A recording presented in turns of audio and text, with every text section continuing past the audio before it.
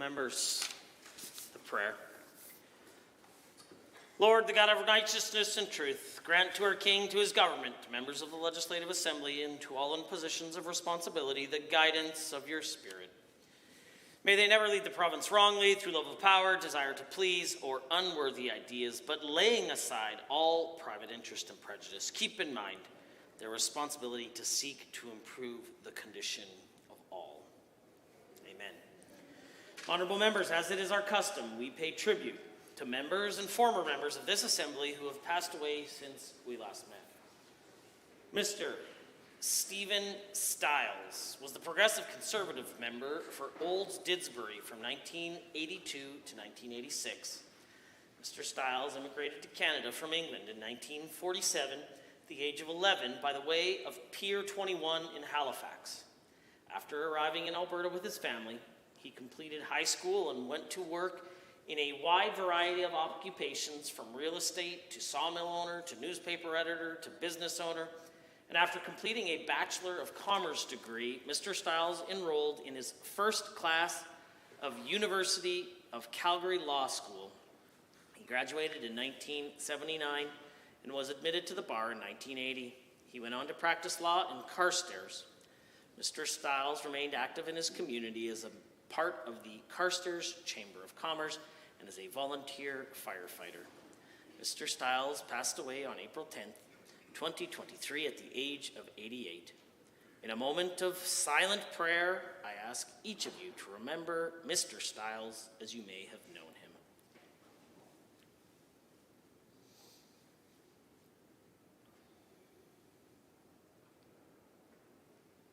Rest eternal, grant unto him, O Lord, and let perpetual light shine upon him.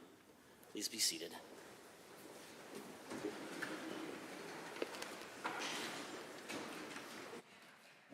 Introduction of visitors. Honorable members, I have a number of members visiting us today. Please proceed to your seats. Feel free to proceed to your seats, honorable members. Joining us in the speakers gallery, earlier today I had the great pleasure of meeting with the Consul General of Vietnam. We had a great opportunity to discuss ways that Vietnam and Alberta can continue to grow and strengthen our relationship. He is joined by a number of colleagues from here in Canada.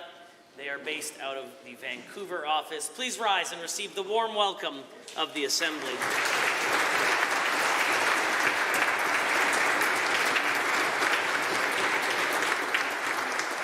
Honorable members, I have another visitor joining us in the Speakers Gallery. Some of you will know him very well. He's my good friend and former colleague, the former member for Drayton Valley Devon, who faithfully served from 2015 to 2023, Mr. Mark Smith. Please rise and receive the warm welcome.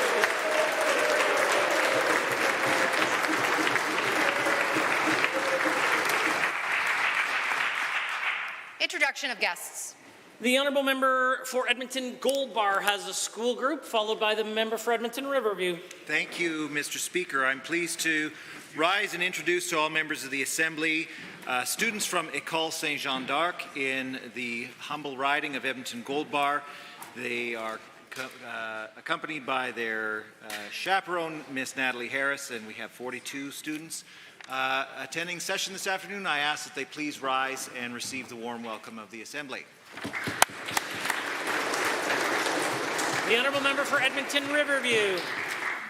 Thank you, Mr. Speaker. To you and through you to all members of this Assembly, I have the honour to introduce some awesome grade 6 students from Tevi Miller Heritage School and the Alberta School for the Deaf, along with their teachers Paige Geschner and Mark Overing, and I know there's parent helpers along too. So I ask them to please rise and receive the traditional warm welcome of the Assembly. The honourable member for Edmonton Beverly Clareview has an introduction. Thank you, Mr. Speaker. I'm pleased to introduce to you and through you and to all members of this Assembly some really fine and special people from Edmonton Beverly Clareview. They are all here to mark the 50th anniversary of Cherimosh. I would ask that Mikola, Lisa, Maggie, Ethan, Tammy, Vanessa, and Catherine, who are here from Cherimosh, as well as David from my constituency office, please rise and receive the traditional warm welcome of this Assembly. The Honourable the Minister of Health. Thank you, Mr. Speaker. And it's an honour to rise and introduce to you and through you and to the whole Assembly two representatives from the College of Registered Nurses of Alberta, Marion Stefko and Joy Peacock. Thank you for your strong commitment and support to all registered nurses right across the province.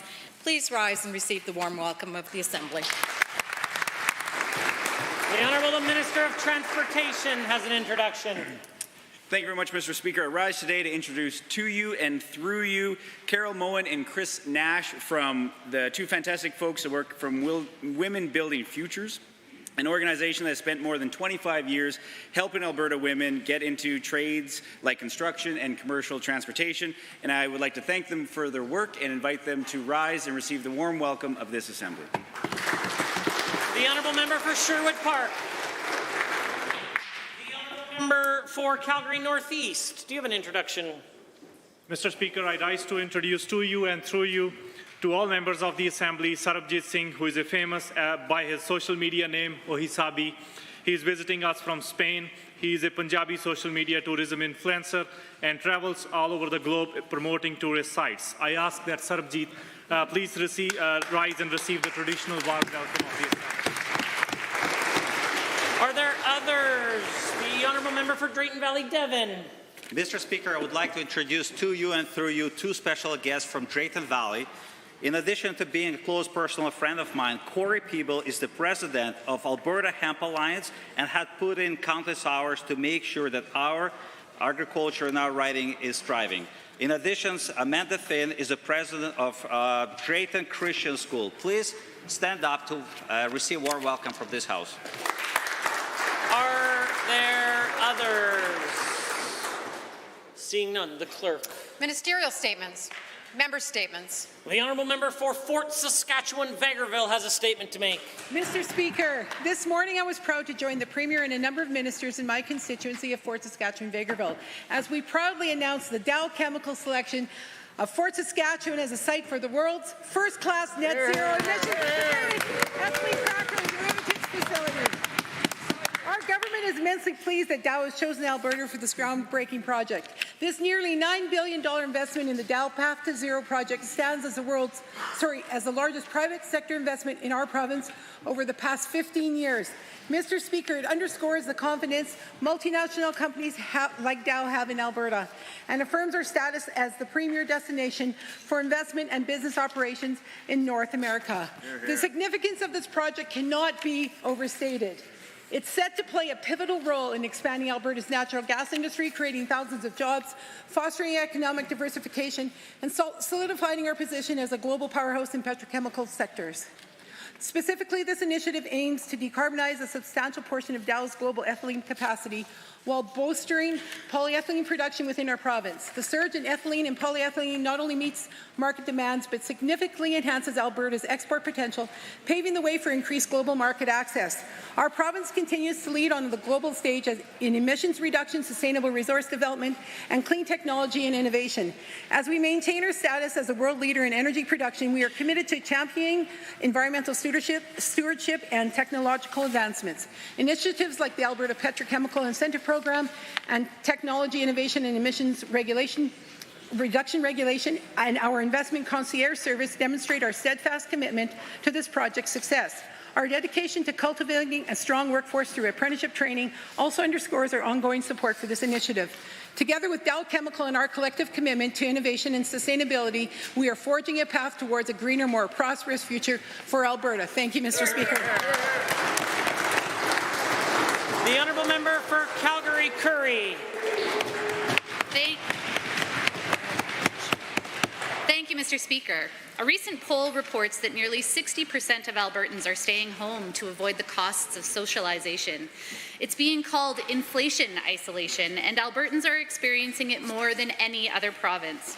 While the UCP claims everything in the province is coming up roses, however, this new poll paints an entirely different picture. So I want to make it clear in this House what it's really like for so many to live in the UCP's Alberta. Let's describe a few all too common scenarios. You're a mom, and you wake up freezing in your home. You've had to turn your heat way down because the utility bill has ballooned in the last year. You live in Northeast Calgary with your 2 kids, and you have to drive your youngest an hour each way to get to a school that's bursting at the seams, even though your community has been asking for a school for years. Your oldest son is hoping to start college next year, but you're worried about the massive tuition hikes. And that very same son, the insurance on his car just went up another $600 because the UCP removed the cap. Here's another story. You're a father in Edmonton whose daughter is in her 20s working an entry-level job downtown, but she can't afford the rent hike coming her way because the UCP refused to address the housing crisis. She may have to move home, as will your elderly dad who needs care but can't access an affordable residential care bed. People are struggling under the UCP, Mr. Speaker. They feel isolated and unable to make ends meet. Good government aligns their policy decisions with the needs of Albertans. My message to the UCP government is to talk to those everyday Albertans. I urge you to centre their needs and their priorities. Thank you. The honourable member for Bonnyville, Cold Lake, St. Paul. Thank you, Mr. Speaker. I rise today to tell of a near crisis from my local constituency about how Alberta's government stood up to ensure that my constituents in the little hamlet of Riverview would be able to heat their homes this winter. Riverview, a hamlet with no more than a dozen homes, has been served by natural gas connections for decades. In late 2022, the residents of Riverview were informed by the county that their natural gas connections would end, as the industry supporting their private service provider had collapsed. I was contacted by Riverview residents Jamie Pond and Alan Young, dedicated champions of their close-knit community. They had been diligently collaborating with the admirable teams at Apex Utilities to seek a solution. But despite their collective efforts, by last September, affordable options had disappeared. Consequently, I elevated their concerns to the attention of the Minister of Affordability and Utilities. The Minister immediately recognized the urgency, promptly presented Riverview's concerns to the Cabinet, of which they acted swiftly with a response. As we have shown time and time again, this government will not stand idly by as Albertans are faced with frigid winter without a means to stay warm. The government of Alberta stepped in to keep the gas flowing, to keep the good people of Riverview warm. The Alberta's Cabinet acted swiftly and diligently and effectively, decisively, to ensure that people of Riverview received the help they needed. From the smallest scale of a hamlet with only a handful of homes to the largest scale pushing back against the federal government's 2035 net zero mandates, Alberta's government would not allow anybody to needlessly suffer through unforgiving winters. I would like to thank the Minister and Alberta's Cabinet for their speedy work in this matter. My constituents and the good people of Riverview are very thankful. Honourable members, prior to calling the honourable member for Calgary Glenmore, a translation has been provided for the words in which you will speak in other languages. The honourable member for Calgary Glenmore has a statement to make. Mr. Speaker, I rise today to acknowledge the first ever National Lebanese Heritage Month introduced by MP Lina Diab from Nova Scotia. Every November, Canadians will celebrate Lebanese culture and the contributions of Lebanese communities to our national fabric. The Lebanese community's contributions in Alberta are immense. They are the business leaders, the small business owners, the artists, the teachers, the workers, the public healthcare professionals, and even Alberta's Justice Minister is of Lebanese heritage. Growing up in the Middle East, some of my teachers were Lebanese, and some of the best literary pieces I learned in school were of Lebanese poets and writers. After all, it is Lebanon that brought world's giants like Khalil Gibran, whose work have been translated into more than 100 languages, who vividly expressed the spirit of equality a century ago and said, أحبك ساجدا في مسجدك راكعا في هيكلك ومصليا في كنيستك فأنت وأنا دين واحد. هو الروح. Other Lebanese giants include May Ziadeh, Elia Boumadi, and Amin Malouf, who now leads l'Académie française en France. À notre communauté libanaise, votre esprit, votre hospitalité est très forte. Vous aimez la vie. Vous êtes optimiste malgré les guerres. Je suis absolument fière de votre contribution à notre société ici à Alberta et partout au Canada. Vous êtes magnifique. As the first Arab woman in Alberta's Legislative Assembly, I am proud of the Lebanese community, and as Lebanese people say, شي بيشرف وشي بيرفع الراس. Yeah.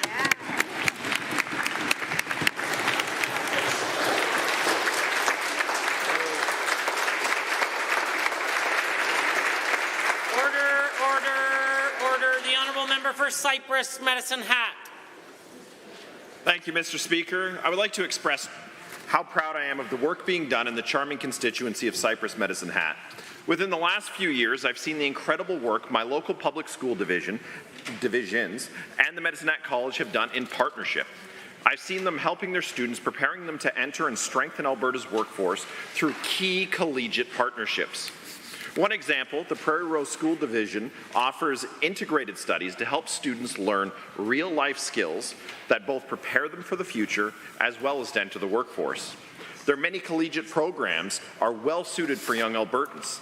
These programs teach students the skills and hands-on experiences that prepare them to enter a wide variety of careers and life paths. Whether it's a career as a pilot, a firefighter, in trades, or in agriculture, or even as an aircraft maintenance engineer, these students receive training at a high school level to tackle whatever challenges their future may hold. These collegiates are being offered by the Prairie Rose School Division and are key in future-proofing Alberta's workforce. Additionally, these school districts are partnered with the Medicine Hat College in a comprehensive way that is evolving with our provincial needs. Mr. Speaker, we are dedicated to helping Albertans and diversifying our economy. This is why we've made significant investments into the Medicine Hat College for them to upgrade their buildings and expand their practical nursing program. Public school districts and colleges like the ones found in Medicine Hat are key to future-proofing Alberta's prosperity as they offer new and innovative ways of preparing our youth and young adults to enter the workforce in meaningful ways. Mr. Speaker, I want to thank the faculty, staff, and all the world-class educators for their work in doing what they do to help our future leaders in these collegiate programs. Also, I want to thank the students. Their success is key to keeping Alberta moving forward. Thank you. The honourable member for Edmonton Beverly Clareview. Mr. Speaker, on a summer's evening in Beverly, folks can hear high-energy, upbeat Ukrainian folk songs. Those joyful sounds come from Cheremosh. 130 years ago, Ukrainian settlers came to Alberta and brought with them a culture rich in tradition, a tradition which includes dance. And for over 50 years, Cheremosh has been home to world-class dancers, folks who have become an important part of Edmonton and ambassadors for Alberta. Cheremosh Way in Beverly is home to the Cheremosh Ukrainian Dance Company, a place where generations of young people have danced. And some stay with the company and become instructors, some go on to become board members, some themselves become parent volunteers. But all pass on important principles of tradition, friendship, teamwork, and the importance of volunteerism. Cheremosh is a family. So much so, in fact, that recently the studio hosted a wedding of two of its dancers. I recently had the chance to meet some of these young people, and they shared their stories, inspiration that can be found in the determination of a senior dancer, making lifelong friendships, experiencing what it means to receive a standing ovation for the very first time. It's not uncommon to attend a Cheremosh event and after learning only a few steps, being welcomed into their circle. And anyone who's ever had the chance to see them perform knows about that collective energy and spirit, about the importance of the stories that are woven for the audience on stage, all born out of deep respect for history, for joy and love of dance, and joy and love of Ukraine. Cheremosh lifts up our community. In 2022, Cherimosh celebrated their 50th anniversary, and today I am extremely honored to have the chance to recognize those 50 years. Like the Hopak, a dance that fills rooms with joy and hearts with light. I thank and offer congratulations to the families, dancers, leaders, and founders of the Cherimosh Ukrainian Dance Company. Congratulations.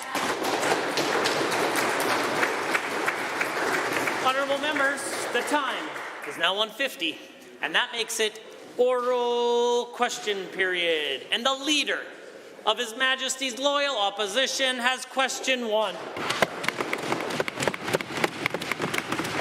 Mr. Speaker, throughout this spring's election, this Premier claimed to Albertans that no decision would be made on pensions without a referendum first. Now we have a proposal before this House that commits to a referendum, but far too late in the process to actually matter. Put another way, the horse may have already left the barn, so there's no point in closing the gate. So will the Premier commit today that no official notice under Section 3 of the CPP Act will ever be given before a referendum on the matter is held? The Honourable the Premier. Thank you, Mr. Speaker. There's a number of steps that we have to go through. The first step was releasing the report. Second step was implementing the legislation to ensure Albertans that if there was ever going to be a change to an Alberta pension plan, it would be put to a referendum. All the assets would be dedicated to that purpose, that the rates would either stay the same or go down, and that the benefits would stay the same or go up. That's the purpose of the legislation. No one is going to move on an Alberta pension plan without the approval of Albertans in a referendum. We're just still doing our consultation to see whether Albertans want to move to that. We finished round 1 of the consultation, and we'll do more. Right. The Honourable the Leader of the Opposition. Well, Mr. Speaker, unfortunately the legislation doesn't say what the Premier just suggested. So far, the Premier has broken her promise with respect to in-person town halls, unbiased consultation, and the responsible use of taxpayer dollars. And now there's another opportunity for more broken promises embedded in the plan, in that it also gives the government the option to ignore the referendum if it is held. So to the Premier, for the record, will she stand in this House and commit to honouring the results of the referendum? The Honourable the Premier. Mr. Speaker, the only one who said they'd ignore the results of the referendum is her own member from Calgary Elbow, who said that even if Albertans did decide in a referendum that they wanted to have an Alberta pension plan, that the NDP wouldn't go forward with it. We actually trust Albertans. This is why we have given them the information. We are doing the consultation. We have finished round 1. There will be subsequent rounds. We are getting the information collated to see what Albertans have said. And one of the things they have said is that they want us to get a firm number, which the Chief Actuary is working on. And as soon as we've got that number, we'll share it with the public. Right. The Honourable the Leader of the Opposition. Mr. Speaker, it's the Premier's risky plan and the Premier's broken promise on a referendum. In fact, her promises have been broken so many times that at the very least, Albertans deserve to have those promises reflected in black and white. So, Alberta's NDP will introduce amendments requiring a referendum prior to notice being given by the to the federal government and binding the government to the results of that referendum. So will the Premier support those amendments? And if not, why should Albertans trust a single word she has to say on this issue? The Honourable the Premier. Thank you, Mr. Speaker. I know the official opposition loves to confuse the matter on a lot of issues. The reason why we're bringing this legislation forward, putting into law that there must be a referendum, is because there must be a referendum if we're going to have an Alberta pension plan. That's the reason we put it forward. We would invite the members opposite to support it, and we would invite the members opposite to work with us on continuing to educate the public on the benefits of the Alberta pension plan and leave it to Albertans to decide. That's what we intend to do. The Honourable the Member for Edmonton Millwood, the official opposition House Leader, has a question. Mr. Speaker, the UCP government has shown time and again that they cannot be trusted. They promised during the election that they had no plans to pull Albertans out of the CPP, but now the UCP is in the midst of doing exactly that. Worst of all, their pension bill allows them to proceed with an Alberta pension plan even if Albertans vote against it. It is non-binding in their legislation. Will the Premier change the bill to make the referendum results binding? And if not, why not? The Honourable the Minister of Finance and the President of Treasury Board. Mr. Speaker, if there is amendments coming forward from the opposition, I look forward to seeing them. I can't speculate on what will be in them, but at least they'd be trying to be a productive part of this process instead of just saying inflammatory things to try to concern Alberta seniors. Once again, where are we at in this process? An initiative that's come forward that we're actively consulting on now, that we're seeking greater understanding through the Chief Actuary with hopes of bringing that back to Albertans and continue this engagement in the most honest way possible from the government. The Honourable the Member for Edmonton Millwoods. Order. The Honourable the Minister of Transportation and Economic Corridors will come to order. The Honourable the Member for Edmonton Millwoods. Mr. Speaker, Honest is not running a multi-million-dollar propaganda campaign on numbers that they know are false. They're spending millions of dollars of Albertans' money to convince them to hand over their retirement savings to a government that doesn't even know how to buy Tylenol. Will the UCP end the propaganda campaign and change their bill to ensure that Albertans are provided with non-partisan, factual information and evidence during the referendum period so that Albertans can be informed when making any decision? The Honourable the Minister of Finance. Mr. Speaker, I could use a Tylenol. I think the Never Democratic Party is very close to entering a leadership race. Let's go back to how this began, Mr. Speaker. How should a good government proceed with an initiative and an idea like this?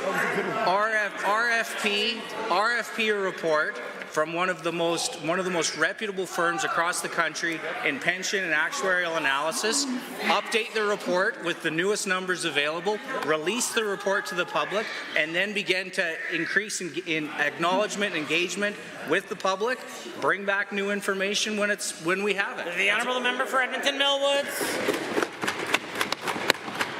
Mr. Speaker, the report the minister is talking about has been widely discredited and has no authors on it. No one wants to take credit for the bad numbers.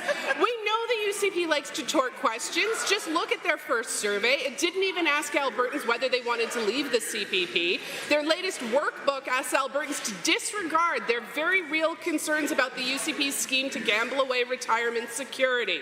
Will the UCP change this legislation? It is before the House, and we are happy to bring forward amendments to make sure the referendum question is debated here in this House. The Honourable the Minister of Finance.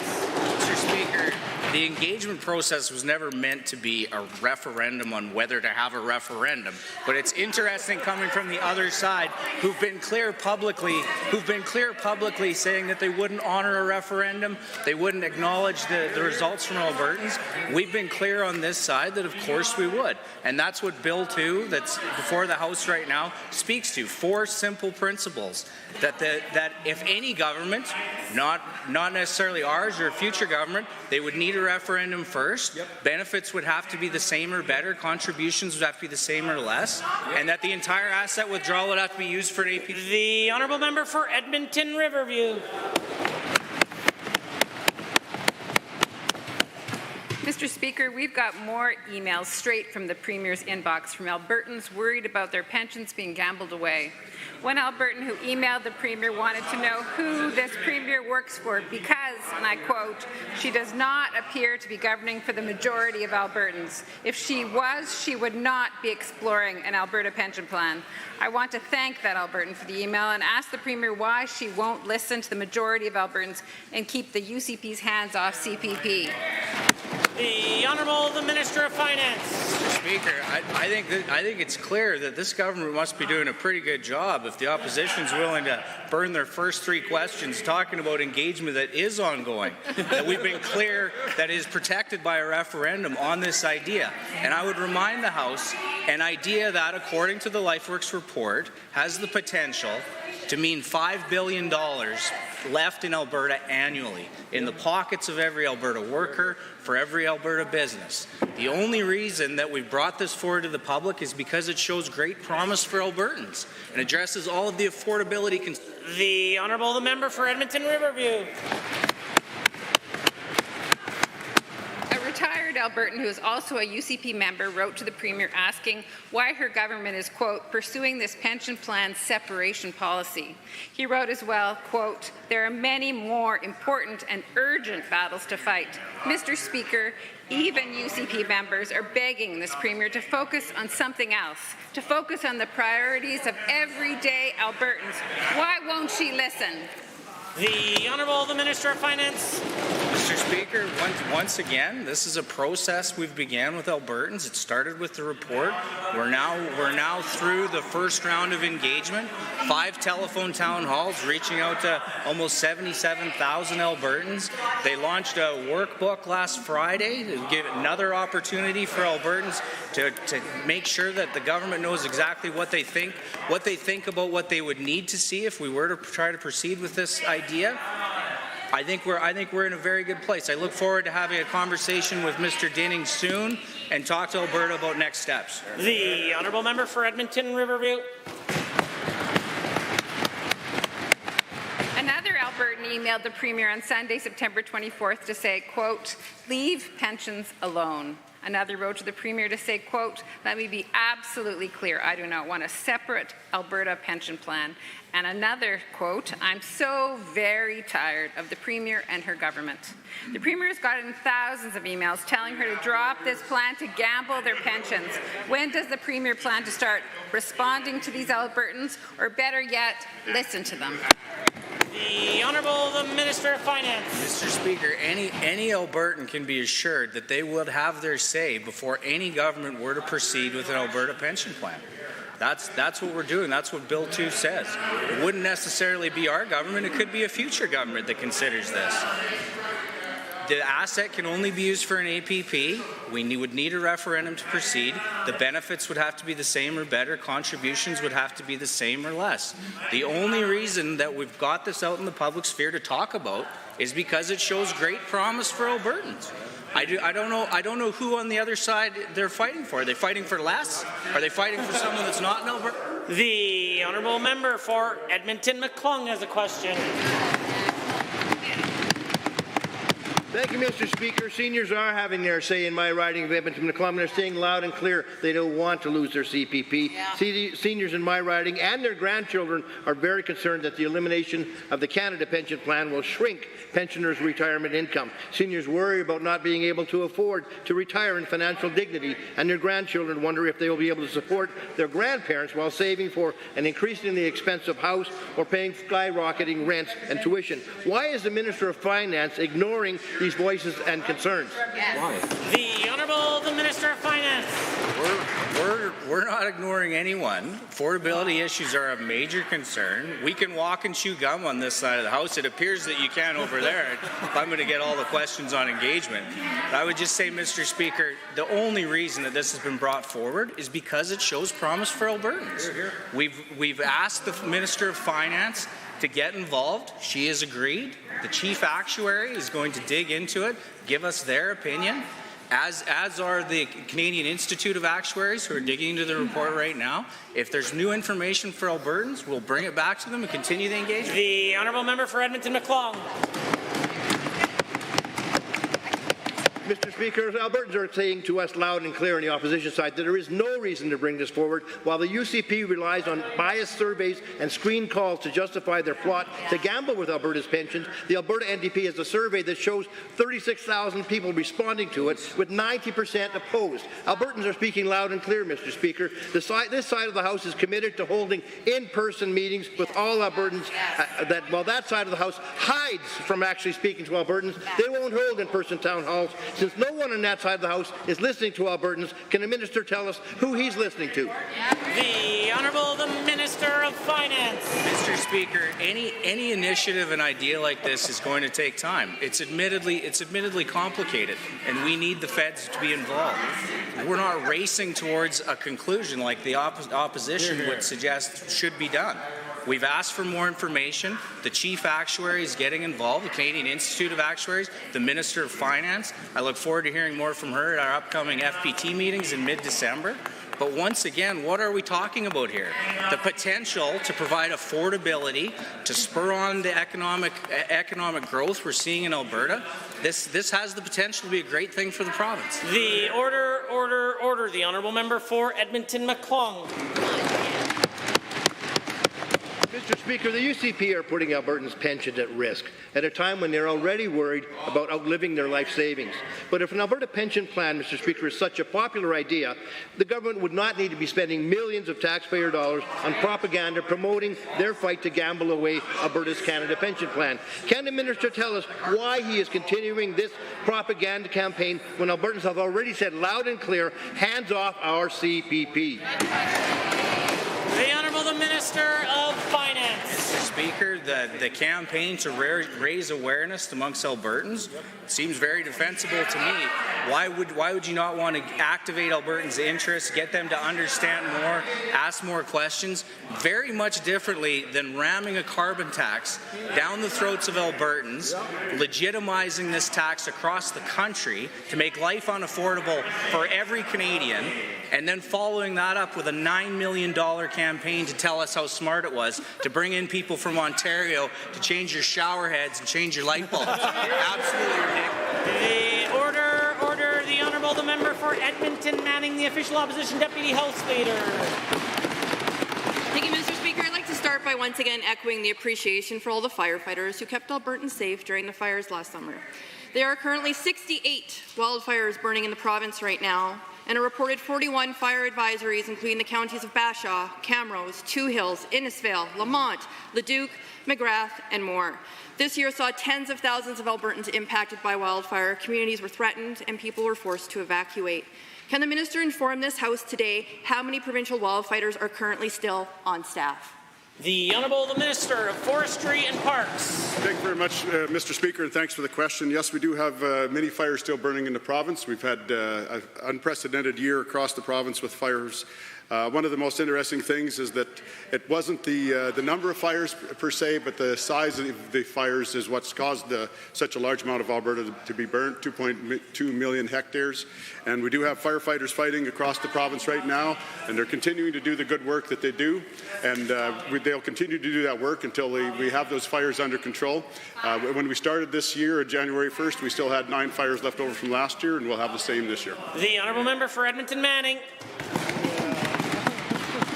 Well, given, Mr. Speaker, I was asking about the amount of staff that are currently fighting wildfires in Alberta, and the minister refused to answer that question. And given that municipalities do so much to step up and protect their residents during the fires this summer, and they'll do so again for the next wildfire season. And given that many were taking advantage of the wildfire training offered by the federal government, something that the province has not taken advantage of. And given that we owe it to Albertans to ensure that firefighters have the support, the resources, and the training that they need, why is this government not taking advantage of these training programs? Here. The Honourable the Minister of Forestry and Parks. Thanks very much, Mr. Speaker. Thanks for the question. Again, Mr. Speaker, our firefighters are doing a great job here in Alberta. They've had a year where they've worked exceptionally hard. They've been away from their families, and they've worked exceptionally well with the wildfires that we've had. Again, we had an unprecedented year. We have the Hinton Fire Training Center where we train our firefighters, and they're doing good work there too. We are increasing capacity this year, looking forward to next year's fire season to make sure that we're prepared. And Mr. Speaker, we know that our firefighters are doing good work. We know that they're working their hardest, and we know they'll continue to protect our homes next year. The Honourable Member for Edmonton Manning. Well, thank you, Mr. Speaker. Given that yesterday my colleague from Edmonton Rutherford asked a serious question about protecting communities from wildfires, but instead of answering that simple question, the Minister of Environment instead chose to try and spin her horrifying and insulting comments regarding arsenic. Given that this question deserves more than the minister's spin, I'm going to ask it again. Can the Minister of Environment explain what the government is doing to protect communities from wildfires? We are in the midst of fire season, so please be specific. Thank you.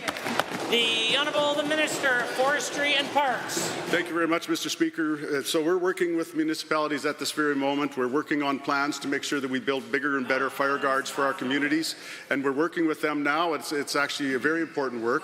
When it comes to having fires, when they approach communities, we need to have fire guards that are in place that can help protect those communities. We know that that in the past, the communities have built fire guards, but a lot of them haven't been maintained, Mr. Speaker, and so we are working hard to make sure that we have a plan going forward that protects those communities, make sure that those fire guards are maintained into the future so that we can protect our communities.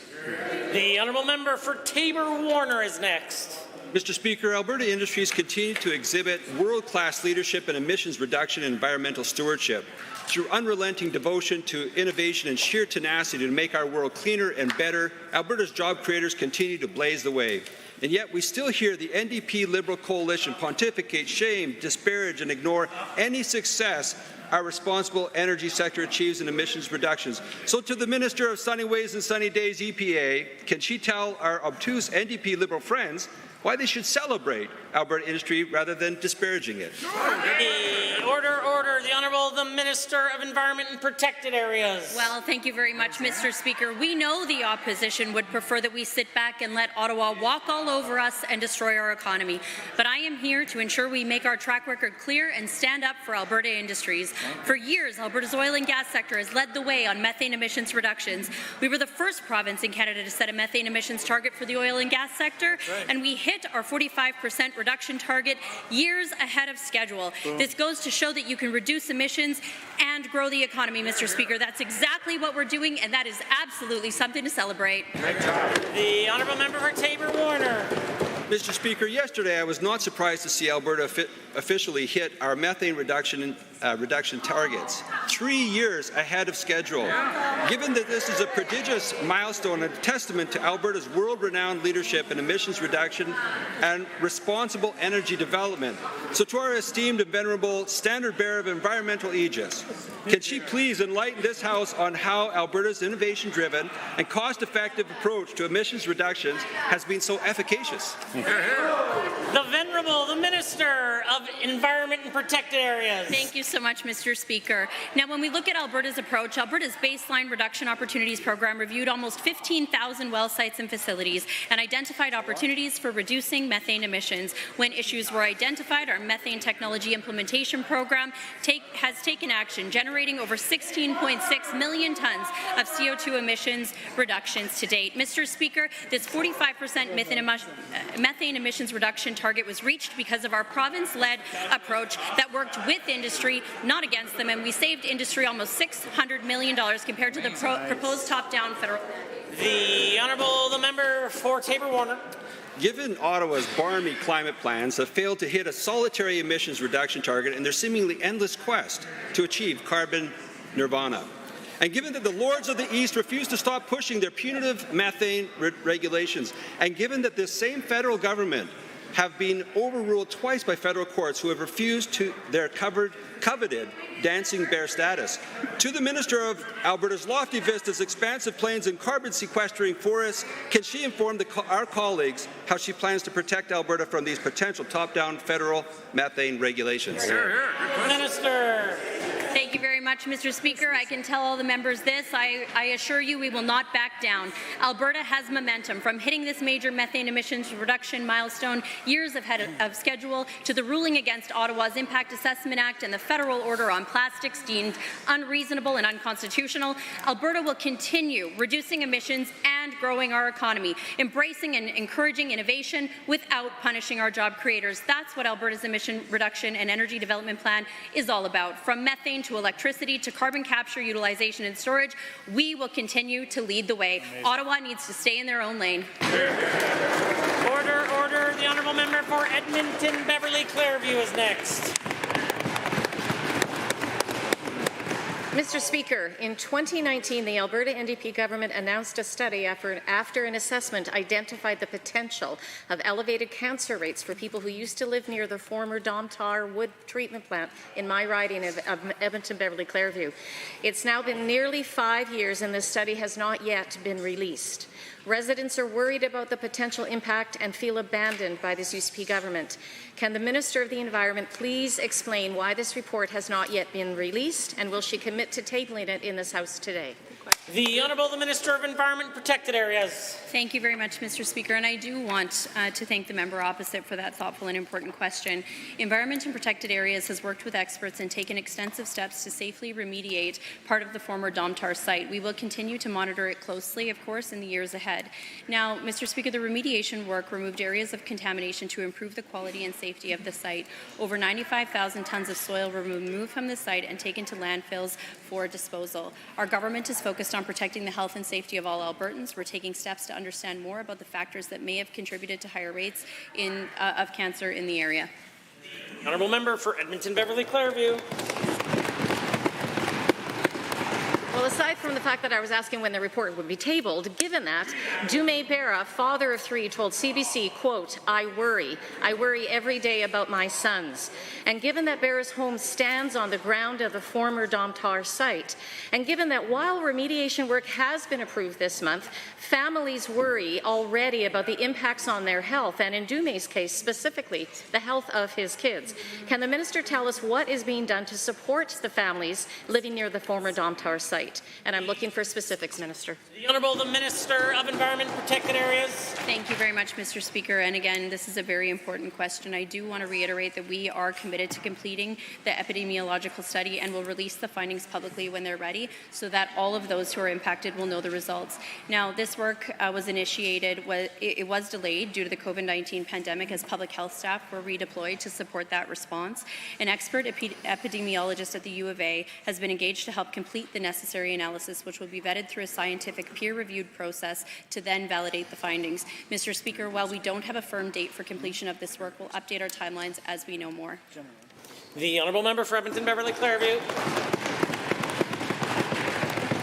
Given that soil testing has shown more than 180 samples from 1,500 specimens had levels of toxins exceeding health guidelines, and given that families have reported that their children can have struggles breathing and have had frequent hospital visits, and given again that they feel abandoned by this UCP government, will this government, any minister on that side, commit to attending meetings with my constituents so they can hear directly from those worried families? That's a great question. The Honourable the Minister of Environment and Protected Areas. Thank you very much, Mr. Speaker. This is an issue that we take very seriously. As I mentioned, we don't have a firm date for completion of the work, but we will update the public as soon as we know more.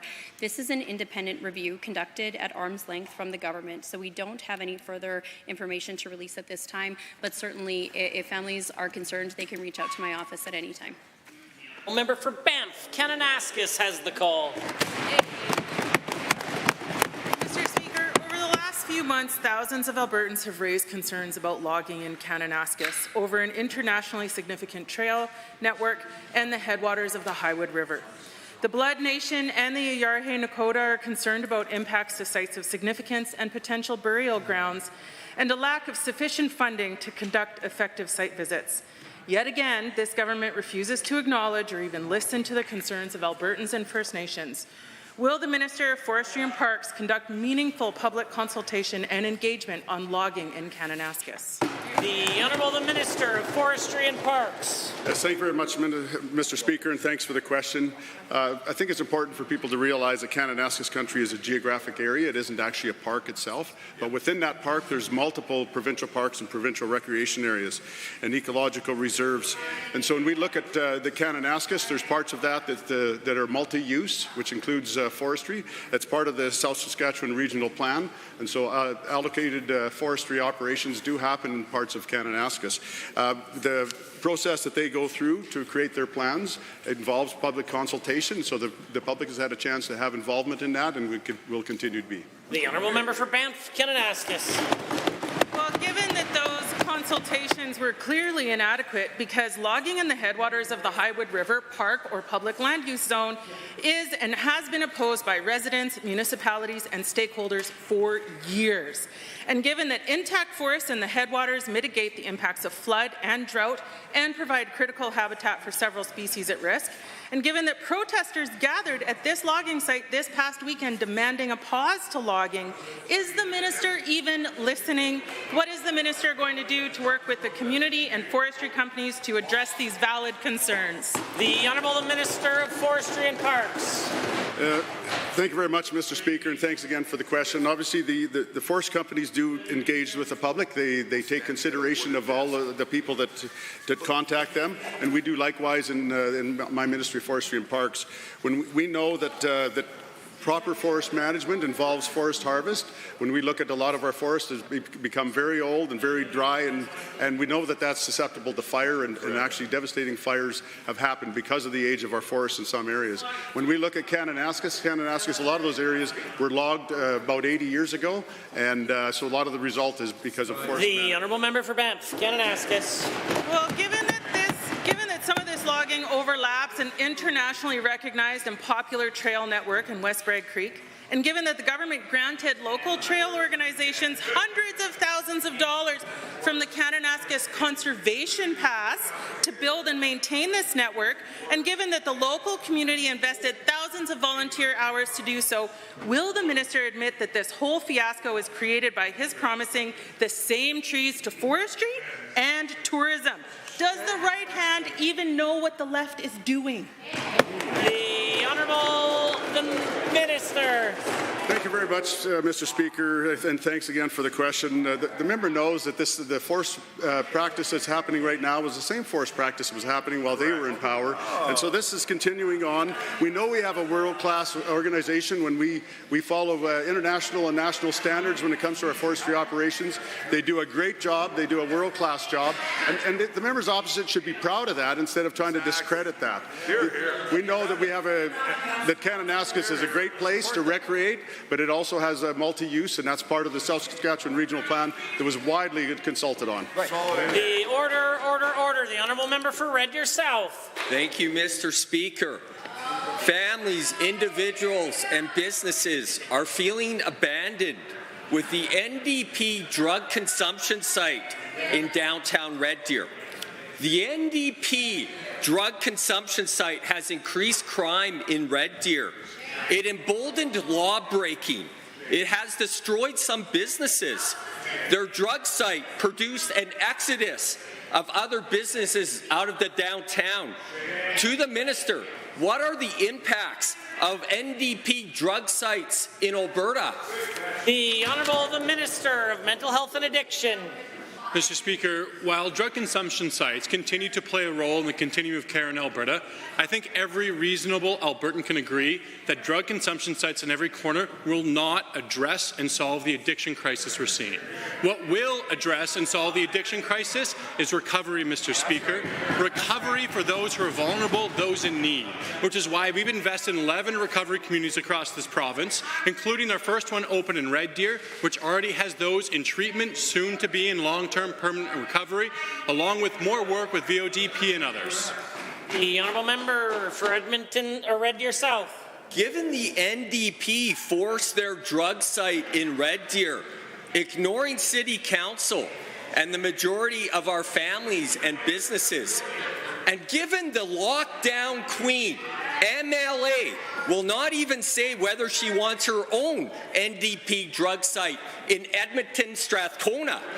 And given their drug site is not wanted in Red Deer either, to the minister, will our government force NDP drug sites into communities that don't want them?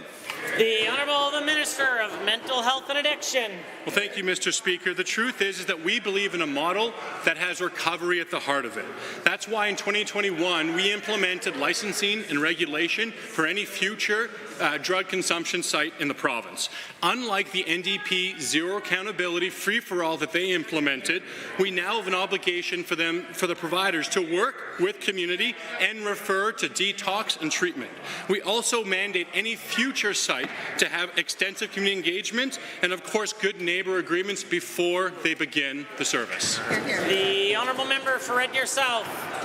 Given that recovery from addictions is the right way, and given we have invested many millions in recovery, and given that enabling addictions is the wrong way, and given the NDP drug sites are very bad, Mr. Speaker, to the minister, if Red Deer wants an orderly transition of the drug site out of Red Deer, will you listen to them? The Honourable the Minister of Mental Health and Addiction. Mr. Speaker, as the Minister and as a government, if we get serious direct feedback from municipality, I believe we have a serious obligation to consider what path we have to take forward. The truth is, Mr. Speaker, it is a real tragedy to see members opposite and those who are activists and academics trying to politicize an issue where we know there are only two paths and outcomes to addiction. It's unfortunate that we could...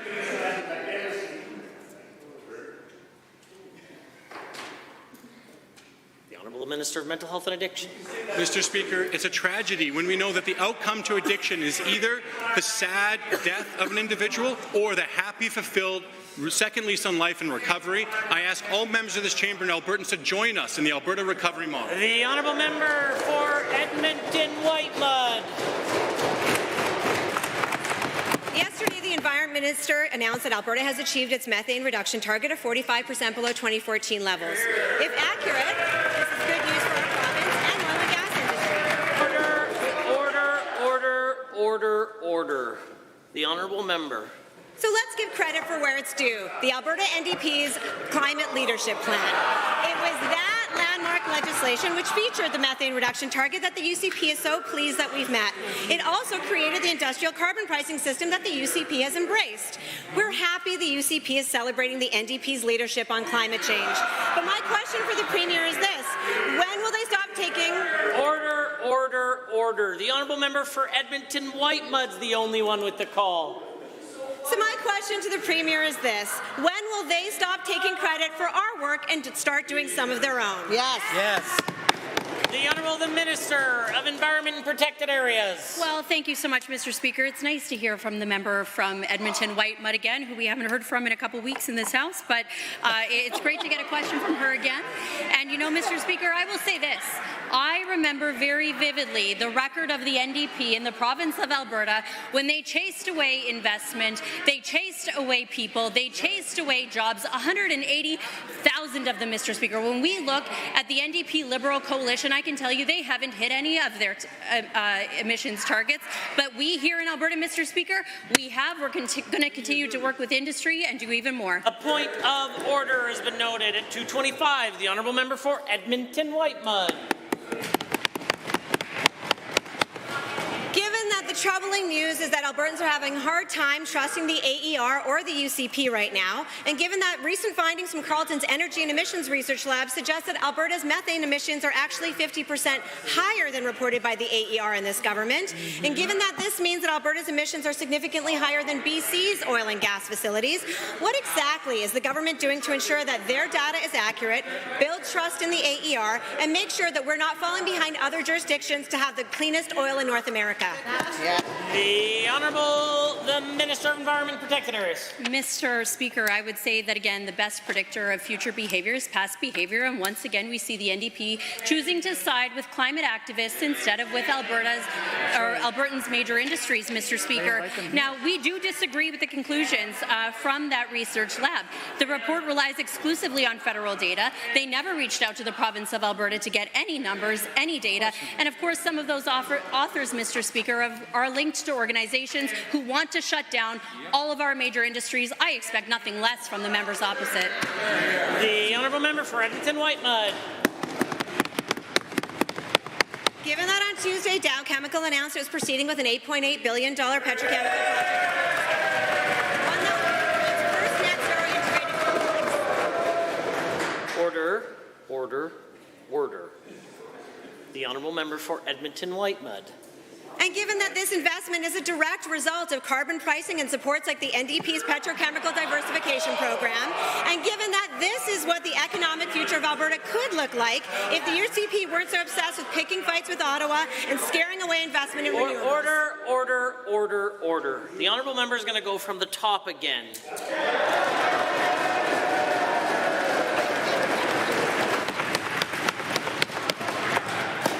Given that on Tuesday, Dow Chemical announces proceeding with petrochemical project in Fort Saskatchewan, Honourable Government House Leader will bring his caucus to order. The honourable member for Edmonton Whitemud.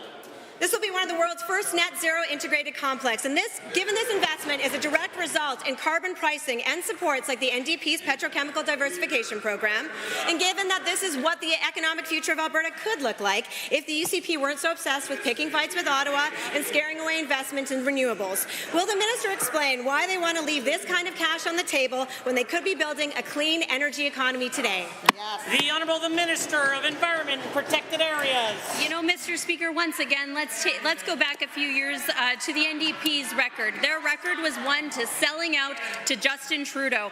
We will not follow the same path. We will continue to fight for Albertans and fight for all of our major industries.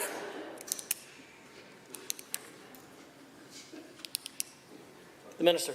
Instead of chasing jobs, investment, and people out of our province, we are bringing them back in droves. Right. That is because our Premier and our team worked hard to make sure that Dow made their final investment decision to be located here in Alberta, and we know that our announcement yesterday of our ASIP program will help to bring even more jobs and opportunity right here at home. The honourable member for Grande Prairie. Mr. Speaker, concerns regarding the shrinking availability of doctors continues to grow, especially for those living in small northern communities. Given the data suggests a staggering 79% decrease in family physicians accepting new patients from 2020 to 2023 in Alberta, and given that it is evident that we are facing a pressing health care crisis, can the Minister of Health please provide an update on the status of expanded doctor training programs specifically tailored to Northern Alberta, and what measures are being taken to address this crisis to ensure the residents of Northern Alberta have access to primary care? The Honourable Minister of Health. Thank you, Mr. Speaker, and to the member for the question. We recognize recruitment to Northern Alberta and rural communities is a challenge. Right now, our government is working with the University of Alberta and the University of Calgary to significantly expand the number of physicians trained in our province. A key aspect of the physician training expansion is a partnership with Northwestern Polytechnic to develop a regional hub centre in Grande Prairie, Mr. Speaker, that will act as a hub for surrounding communities. This will benefit all rural communities, as evidence shows that students who learn in rural areas tend to stay in rural areas, Mr. Speaker. The honourable member for Grande Prairie. Thank you, Mr. Speaker, and through you to the Minister, that is great news. Given the unique challenges faced by Northern Alberta, including its vast geography, and further given nurse practitioners can play a vital role in addressing the healthcare crisis in this region, can the Minister continue to shed light on strategies to enable nurse practitioners in Northern Alberta to expand their rosters and cater to the growing number of potential patients in need of their services? Will the Minister of Health. Thank you, Mr. Speaker. Nurse practitioners are crucial for strengthening Alberta's primary care system. Implementing a nurse practitioner compensation model whereby they can practice autonomously or in a team will increase needed capacity and, most importantly, get Albertans access to the care they need. We need all hands on deck, Mr. Speaker. Nurse practitioners alongside family physicians play an important role in ensuring Albertans in rural communities and right across the whole province have access to primary care. This is essential for primary care, Mr. Speaker, and we're on it. The honourable member for Grande Prairie.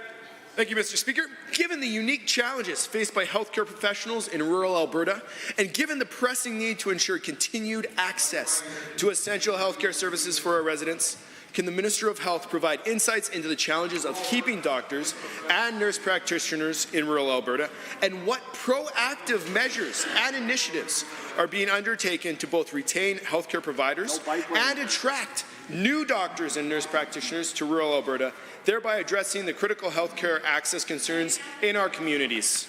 The Honourable Minister of Health. Thank you, Mr. Speaker, and to the member for the question. Recruitment and retention in rural communities continues to be a challenge right across Canada. In addition to what I've already mentioned, We will also be working with the Alberta Medical Association to stabilize what we currently have and develop a new compensation model for physicians. And we are also increasing medical program seats, focusing on rural communities. We remain committed to ensuring Albertans get the quality health care they deserve when and where they need it, Mr. Speaker, because that is so important. The honourable member for Edmonton Meadows has risen. Mr. Speaker, P3s are a terrible model for school and they are bad for Alberta students. The UCP are planning to build 5 additional schools using P3s. Yet we have been seeing model fails across the country time and time again. It was terrible for hospitals, bad for LRT, and it hurt students' ability to access quality education. Well, the minister admits P3s are a bad model and abandoned these school projects that will no doubt be a colossal mess. The Honourable the Minister of Infrastructure. Thank you, Mr. Speaker. It's clear that the opposition are not big fans of P3s, but they are a proven commodity. P3s, that is. They're used across Canada, the U.S., and around the world to successfully deliver projects. And why? Well, because they increase efficiency. They encourage innovation. They improve quality. The Minister of Infrastructure. Yeah, Mr. Speaker, Alberta taxpayers, they deserve to get the best value for their investment dollars. And ignoring this tool would be an error. We will not make that mistake to satisfy the NDP's ideology. The honourable member for Edmonton Meadows. Given that we all know P3s have a bad track record across the country, with teachers in Saskatchewan unable to open windows or decorate their classrooms. And given that here in Alberta, harsh climates, the thermostats in P3 schools did not work, creating unbearable conditions for students and educators. Why is this minister risking the safety of Albertan students and educators by continuing to opt for P3s despite the evidence that they are horrible models? Minister, don't students here deserve better? The Honourable Minister of Infrastructure. Thank you, Mr. Speaker. The implication from the NDP that P3s are evil is just false. Alberta has a successful track record of delivering through this model. We currently have an award-winning P3 underway for 5 high schools, all of which will be completed early next year. And this will have created over 1,700 construction jobs and enabled over 6,000 student spaces. In the last 15 years, we've awarded upwards of 50 schools this way, and we will continue to look for opportunities to save money. We have an obligation to look for the best value for our investment. The honourable member for Edmonton Meadows. Given even your previous infrastructure minister last year said they're bad, given that P3s have an utter disregard to transparency, even though they are building critical infrastructure, and given that they operate on the taxpayers' dollar but have never once shown public accountability. They even had a giant fence failing on children's here in Edmonton as they played in unfinished schoolyards. Will the minister stop using taxpayers' money to build schools and schoolyards that literally cause harm to Albertan students? The Minister of Infrastructure. Thanks, Mr. Speaker. P3 stands for Public-Private Partnership. And whenever the element of private comes into play, the NDP can't stand it. They're about state ownership. They're not about being partners with the private sector. Being partners with the private sector, that would be blasphemy in the socialist world, Mr. Speaker. They want centralized control, one that stifles innovation, reduces The Minister of Infrastructure. Yeah, Mr. Speaker, I really don't understand their contempt for P3s, Mr. Speaker. On this side of the House, we are focused on bringing value for money to Alberta taxpayers, full stop. The honourable member for Calgary Buffalo. This government imposed cuts to the Alberta Foundation for Arts budget in 2020 and 2021, 5% each year, amid the pandemic and at a time when Alberta's artists and arts organizations were at their most vulnerable, but also at a point in time when people were relying on the work of artists more than ever to stay connected and feel a sense of belonging and togetherness. Despite Alberta's post-COVID economic rebound, AFA funding has not changed. Can the minister explain why she hasn't restored these provincial cuts? The Honourable the Minister of Arts, Culture and the Status of Women. Thank you, Mr. Speaker. Alberta artists form the basis of our cultural fabric of our province, and our lives are richer when the arts thrive in our province. Through Budget 2023, our government committed $28 million to funding to support the arts, including stable funding of $25.6 million to the Alberta Foundation for the Arts. Great answer. For Calgary Buffalo. Given that AFA funding cuts in 2020 and 2021 haven't been restored, they're stable, but they haven't been restored, and given that AFA funding has not kept up with inflation, population growth, or the cost of doing business, all of which are additional reasons that point to the need for a stronger AFA funding, and given that talking about Alberta artists is fine, like she just did, but without meaningful increases to the arts funding, the diversity of arts will suffer and will only be left with touring American shows. Will the minister commit to bringing forward increases in the... The Honourable the Minister of Arts and Culture. Mr. Speaker, arts funding also supports government initiatives such as the Artist in Resident program and Month of the Artist. I got to view incredible work by Eris Osborne today at the Northern Jubilee Auditorium. We focus and support on artists in this province.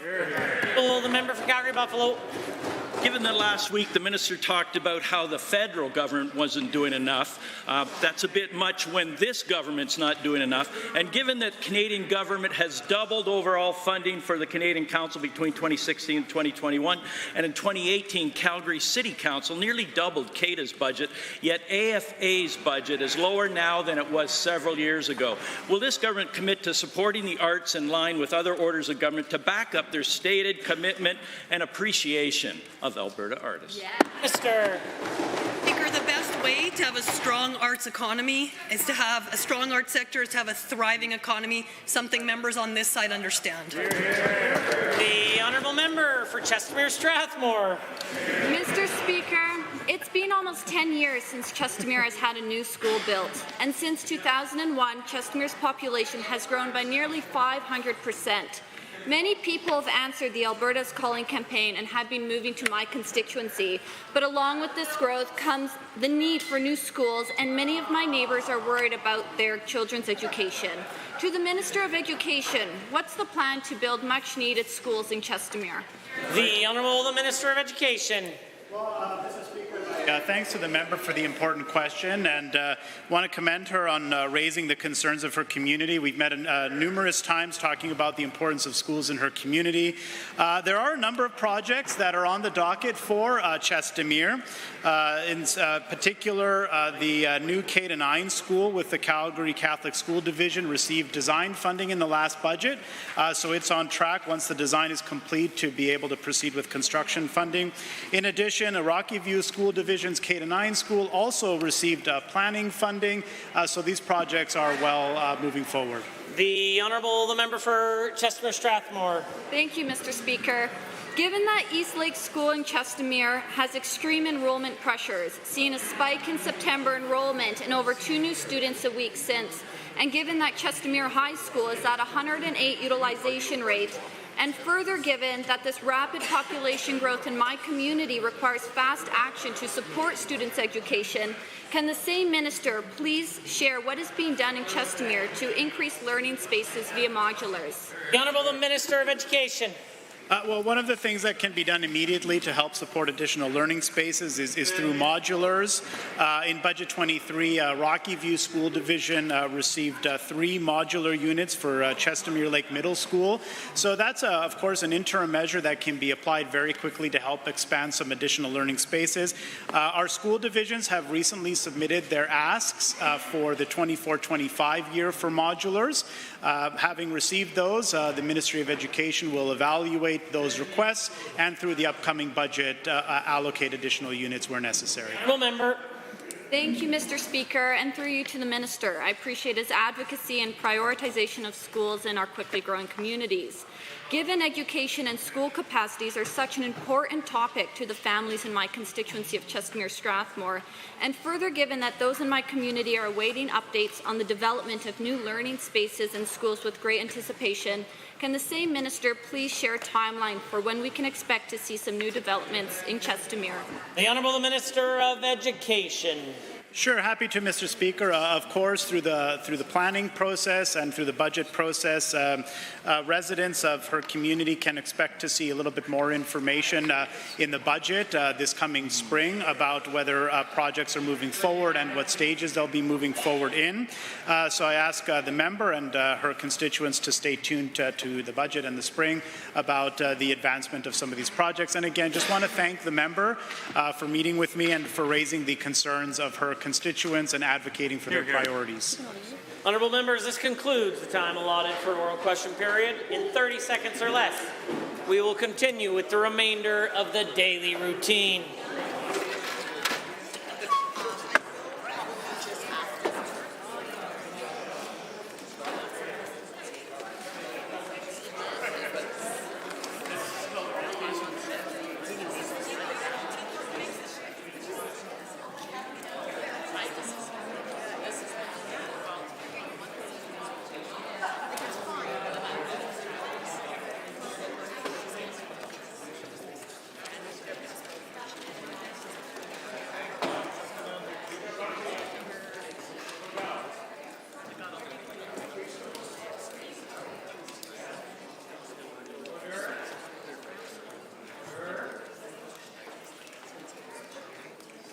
Reports by standing and special committees. The Honourable the Member for Airdrie East. Thank you, Mr. Speaker. As Chair of the Standing Committees on Private Bills, I'm pleased to table the committee's final report on Bill PR1, St. Joseph's College Amendment Act 2023, sponsored by the Honourable Member for Edmonton Riverview. This bill was referred to the committee on November 22nd, 2023. Mr. Speaker, the report recommends that Bill PR1 proceed. I request concurrence of the Assembly in the final report on Bill PR1. Honourable members, the Chair of the Standing Committee on Private Bills has requested concurrence in the report of Bill PR1, St. Joseph's College Amendment Act 2023. Does the Assembly concur in the report? If so, please say aye. Aye. Any opposed, please say no. In my opinion, the ayes have it. That motion is carried and so ordered. Presenting petitions, notices of motions, introduction of bills, tabling returns and reports. The Honourable the Premier has a tabling. Thank you, Mr. Speaker. I'm pleased to table the requisite number of copies of a statement issued earlier today by the Chief Scientist for the Alberta Environment and Protected Areas. The statement makes a point about water quality in the region of Fort Chipewyan and the municipality of Wood Buffalo. There have been 35 enhanced tests, all met the drinking water quality guidelines, and importantly, no exceedances in arsenic have been measured in the drinking water. The drinking water is safe. Thank you, Mr. Speaker. Honourable Member for Chestermere-Strathmore has a tabling. Thank you, Mr. Speaker. I rise today to table a True North article from last week titled Alberta's 44 Wind Farms Operating at 0.3% Capacity on Wednesday. It highlights the intermittency of renewable energy and the necessity of reliable baseload power in Alberta. Thank you. Are there others? The Honourable Member for Sherwood Park. Thank you, Mr. Speaker. I have the requisite number of copies. I'm tabling a letter from Peter Strickland, a professional engineer, who wanted to express his opinion about Bill 7. Others? Seeing... do you have a tabling? Okay. Sorry. The clerk, please. Links to the clerk. Honourable members, we are at points of order, and at 2:25, the Opposition House Leader rose on a point of order. Thank you very much, Mr. Speaker. Mr. Speaker, at 2:25, the Minister of Environment and Protected Areas said, and I do not have the benefit of the blues, a member, in referring to the member from Edmonton White Met, a member we haven't heard from in this House She may have said in a couple of weeks. I don't have the exact quote with me. I rise on this point of order under 23H, makes allegations against another member, as well as Chapter 13, Mr. Speaker, which I know you're very familiar, House of Commons Procedures and Practice, which reads, allusion to the presence or absence of a member or minister in the chamber are unacceptable. Mr. Speaker, you have made multiple rulings establishing clear precedent that these allusions are prohibited, to imply that someone has not been in this place and working as an MLA in this assembly. This accusation that we have not heard from the member from Edmonton Whitemud is unparliamentary and also holds absolutely no credence, given we know that she has debated on multiple bills, that she's raised questions about education funding, funding for educational assistance, medical laboratory services. She has raised issues around new school construction, the enrollment pressures, and certainly made sure that funding for students with complex needs has been raised in this chamber. The only way that the Minister of Environment and Protected Areas has not heard from the member for Edmonton Whitemud would be if she has not been listening. Or perhaps she herself wasn't here, but I would not say that, Mr. Speaker. Certainly not.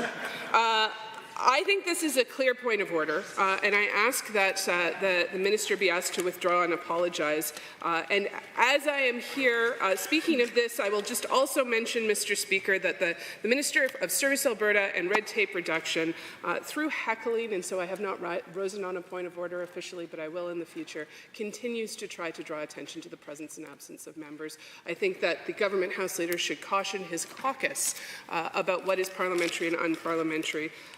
And if I may anticipate the government House Leader on this, I anticipate we may hear about leadership contestants or other business. This is not power and politics in this chamber, Mr. Speaker, and I would encourage the government and House Leader to save that kind of rhetoric for the press gallery party tonight.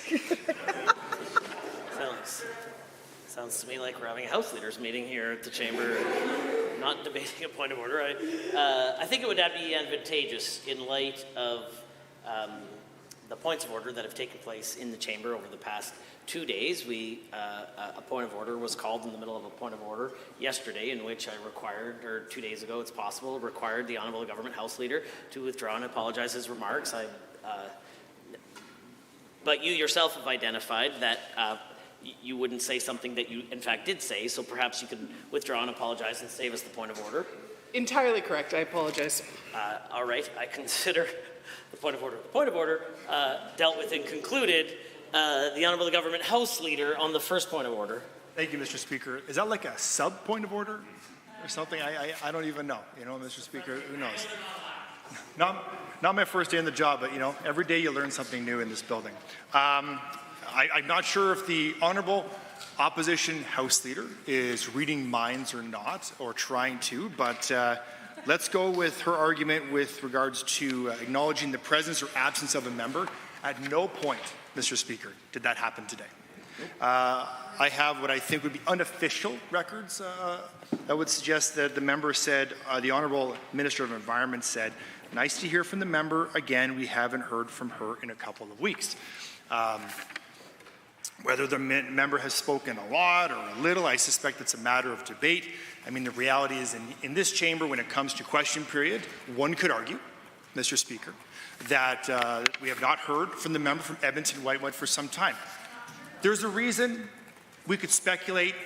Does it have anything to do with that member not being in good graces of their leader, not getting questions? Who determines the questions? Is it because the member's possibly in Okotoks campaigning for leader? I don't know, Mr. Speaker. Just seems a bit suspicious.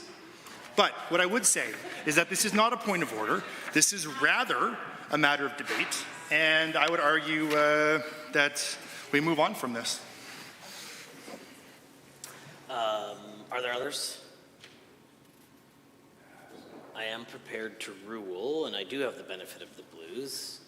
And the statement that was made by the Honourable the Minister of Environment and Parks is, it's nice to hear from the member for Edmonton Whitemud again, who we haven't heard from in a couple of weeks in this House, but it's great to get a question from her again. What I will say is that the Honourable Minister didn't refer to her specifically not being in the House or absent from the House, just that we hadn't heard from her in a number of weeks. And as the government House Leader has identified, there are a wide range of reasons why we may not hear from a member from time to time. And it is perhaps risky for the Speaker to try to determine what the Minister was saying, or what she was saying, or what she wasn't saying. I do, though, sympathetic to the official opposition House Leader's position with respect to our reference books that allude to the presence or absence of a specific member, and a case may be able to be made that the Minister was alluding to that fact. One thing that I will say for today is that when members of the Assembly effort to get so close to breaking the rule without breaking the rule, what we find is that disorder generally ensues. And so I would, while I won't find this a point of order today, I will provide a significant caution. And while I am on my feet, I too have heard the Honourable Member for Morinville St. Albert perhaps making reference to the presence or absence of members in the chamber. And if he continues to proceed in doing so, there's a very real possibility that that would also be a point of order. I consider this matter dealt with and concluded. We are at orders of the day. Orders du jour. Committee of the Whole.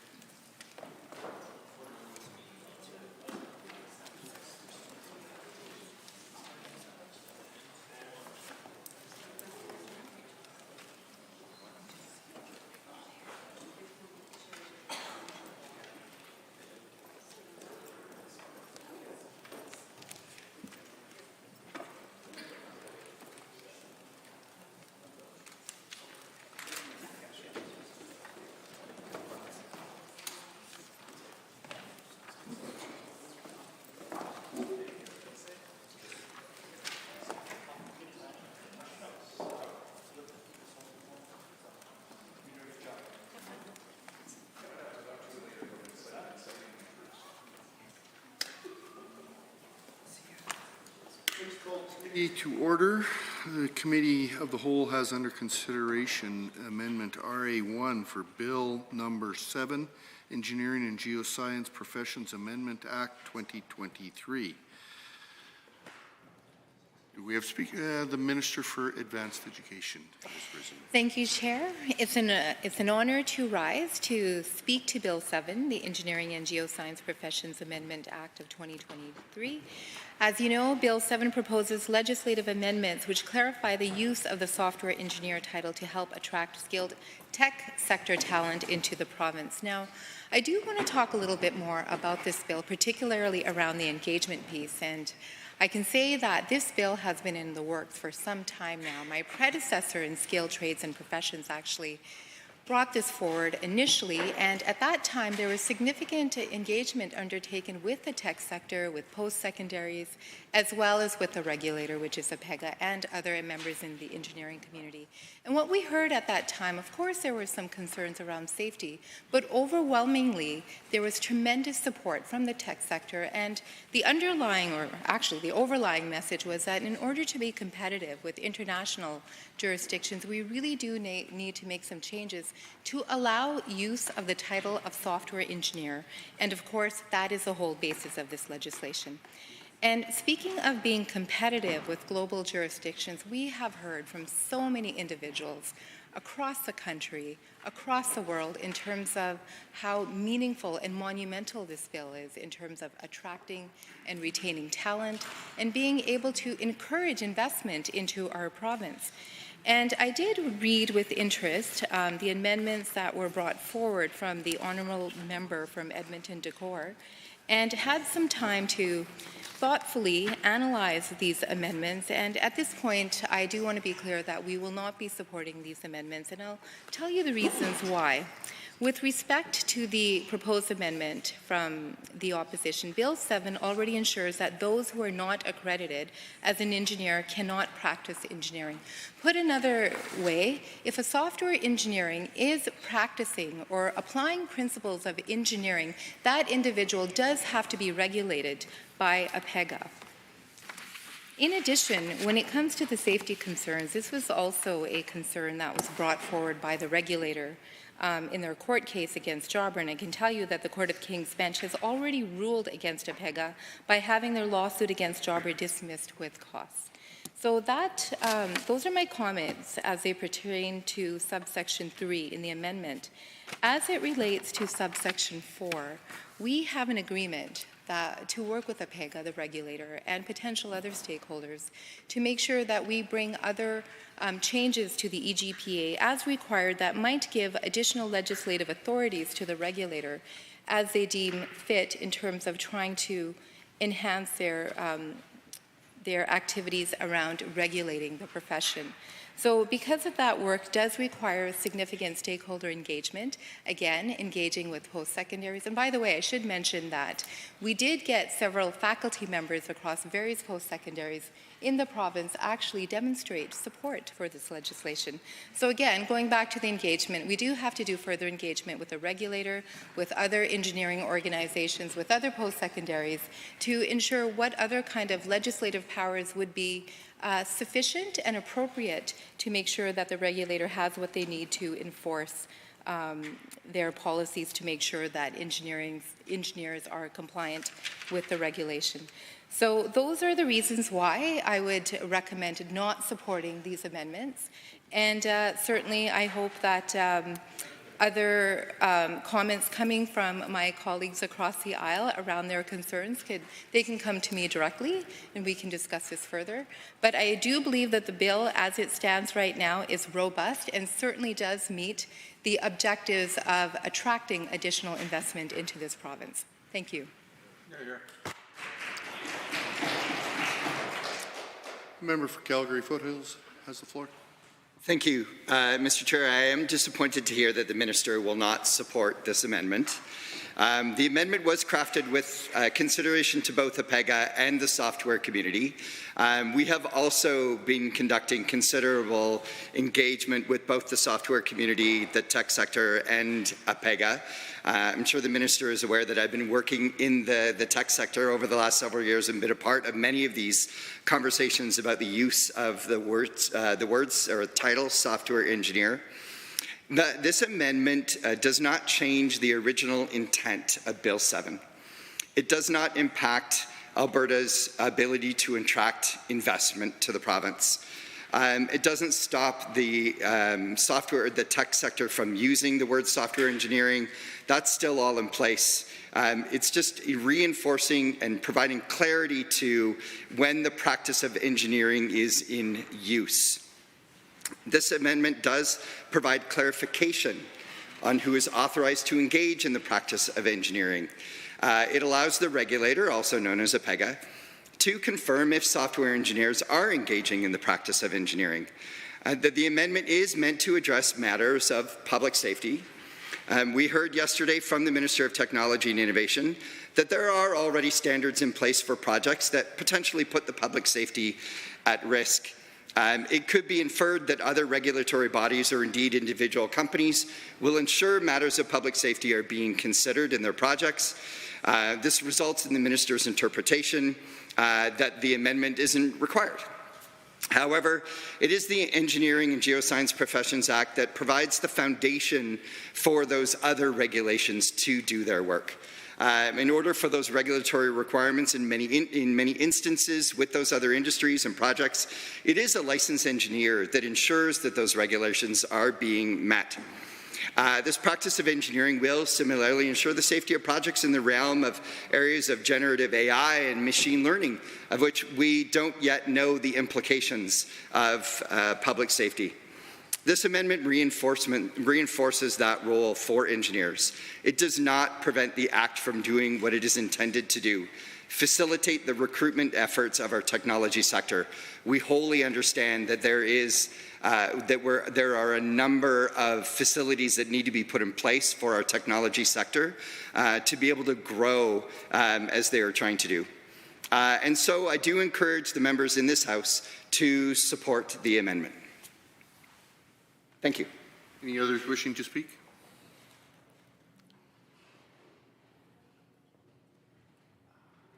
Member for Sherwood Park, are you wishing to speak? Or okay. I am prepared to call the question. Oh, Minister for Advanced Education has risen. Thank you, Chair. I do want to take the opportunity just to address some of the comments made by the member opposite. And I should have been a little bit clear earlier when I spoke, but I will clarify right now. There is potential that the proposed addition as it relates to subsection 3 is redundant to section 2, subsection 1 of the EGPA, which states, except as otherwise provided in this Act, no individual, corporation, partnership, or other entity except a professional engineer, a licensee so authorized in the licensee's license, a permit holder so authorized in its permit, or a certificate holder so authorized in the certificate holder's certificate shall engage in the practice of engineering. And again, that makes subsection 3 redundant, which is why we are not supporting this amendment.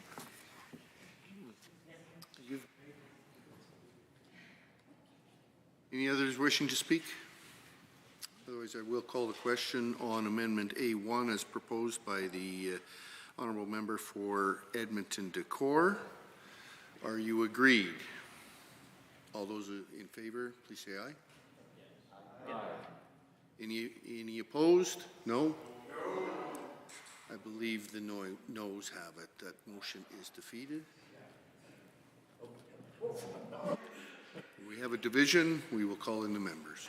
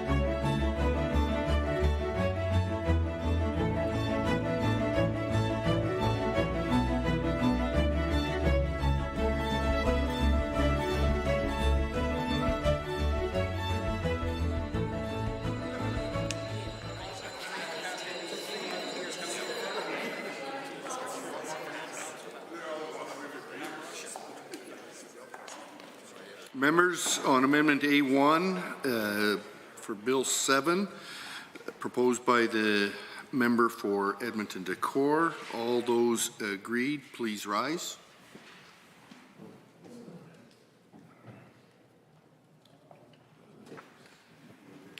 Honourable Ms. Ganley, Honourable Member Phillips, Honourable Member Ceci, Honourable Mr. Savir, Member Hoyle, Mr. Ellingson, Ms. Chapman, Member Kayende, Member Tejada, Dr. Metz, Mr. Kozowski, Mr. Haji. All those opposed, please rise.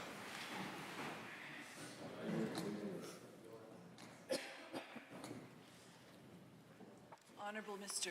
Glubish, Honourable Mr. Nicolaides, Honourable Ms. Schultz, Honourable Mr. Williams, Honourable Minister LaGrange, Honourable Mr. Horner, Honourable Mr. Scow, Honourable Mr. Ellis, Honourable Mr. Amory, Honourable Mr. Newdorf, Honourable Mr. Lowen, Honourable Mr. Wilson, Honourable Mr. Jean, Honourable Mr. Dreeshen, Honourable Mr. Nixon, Mr. Long, Mr. Yao, Honourable Mr. Turton, Honourable Mr. Nally, Honourable Mr. McIver, Honourable Ms. Furr, Honourable Mr. Jones, Honourable Mrs. Sani, Mr. Getson, Honourable Mr. Sigurdsson, Honourable Mr. Yassin, Honourable Mr. Hunter, Mr. Rosewell, Ms. Pitt, Mr. Sear, Mr. Lunty,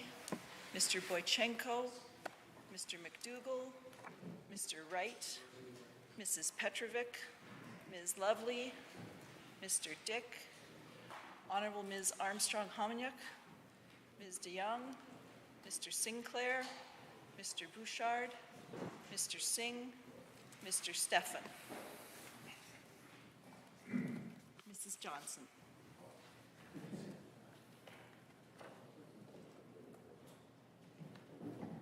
Total for the amendment 12, total against 44. The amendment A1 has been defeated.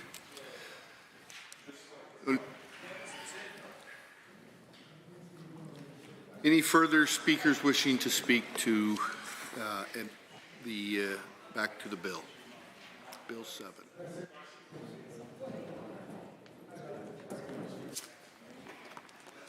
If not, we will go to the question. I am prepared to call the question.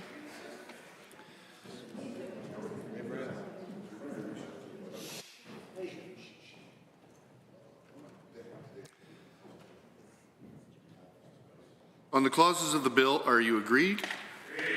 Opposed? Carried. On the title and preamble, are you agreed?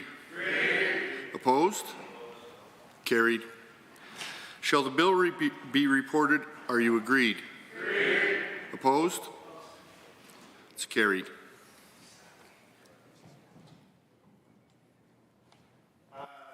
Chair, I move that the committee rise and report Bill 7.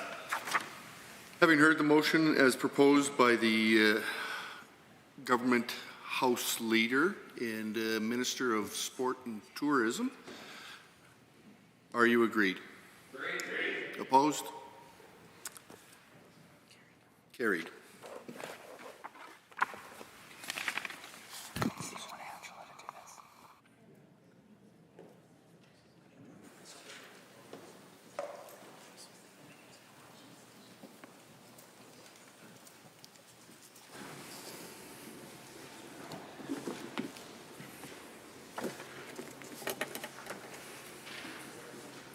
The member for Airdrie East. Mr. Speaker, the Committee of the Whole has had under consideration certain bills.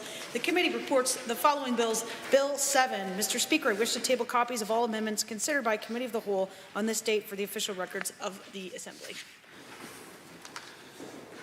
Does the Assembly concur in the report? All those in favor, please say aye. Aye. Opposed? So ordered. Under Government Bills and Orders for second reading, Bill 2, Alberta Pension Protection Act Adjourn debate on amendment L. Ms. Algenet.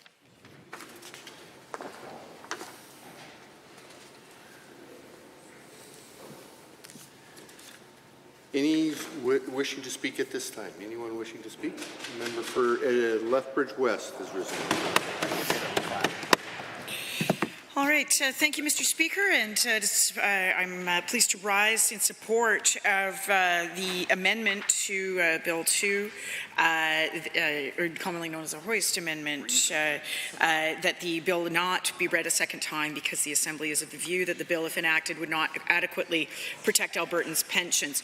Mr. Speaker, I could not agree more with every word of this amendment as proposed, given that the bill is problematic for several reasons. Now, the bill itself that this amendment seeks to hoist is designed to provide the legislative underpinnings for an Alberta pension plan. This scheme, hidden from the public during the election, will cost a minimum of $500 million in startup costs. That's according to Travis Taves, former finance minister, who, in questioning at Estimates debate just in February, seems like a long time ago, confirmed that it would be $500 million for Alberta to collect start its own tax collection agency, a requirement for an Alberta pension plan. $500 million, Mr. Speaker. I would encourage members of the House and the tens of people watching on Alberta Assembly TV to contemplate just what we could do for education, healthcare, housing, or other affordability priorities for Albertans with $500 million. Now, this bill is, of course, the legislative underpinning for a scheme that is also based on a fake analysis hidden from the public for over 2 years. The long-promised analysis from consulting firm LifeWorks, which then issued a report without a stated author, which was pointed out in a withering critique by David Carpenter, the former mayor of Lethbridge and a former Conservative of some note.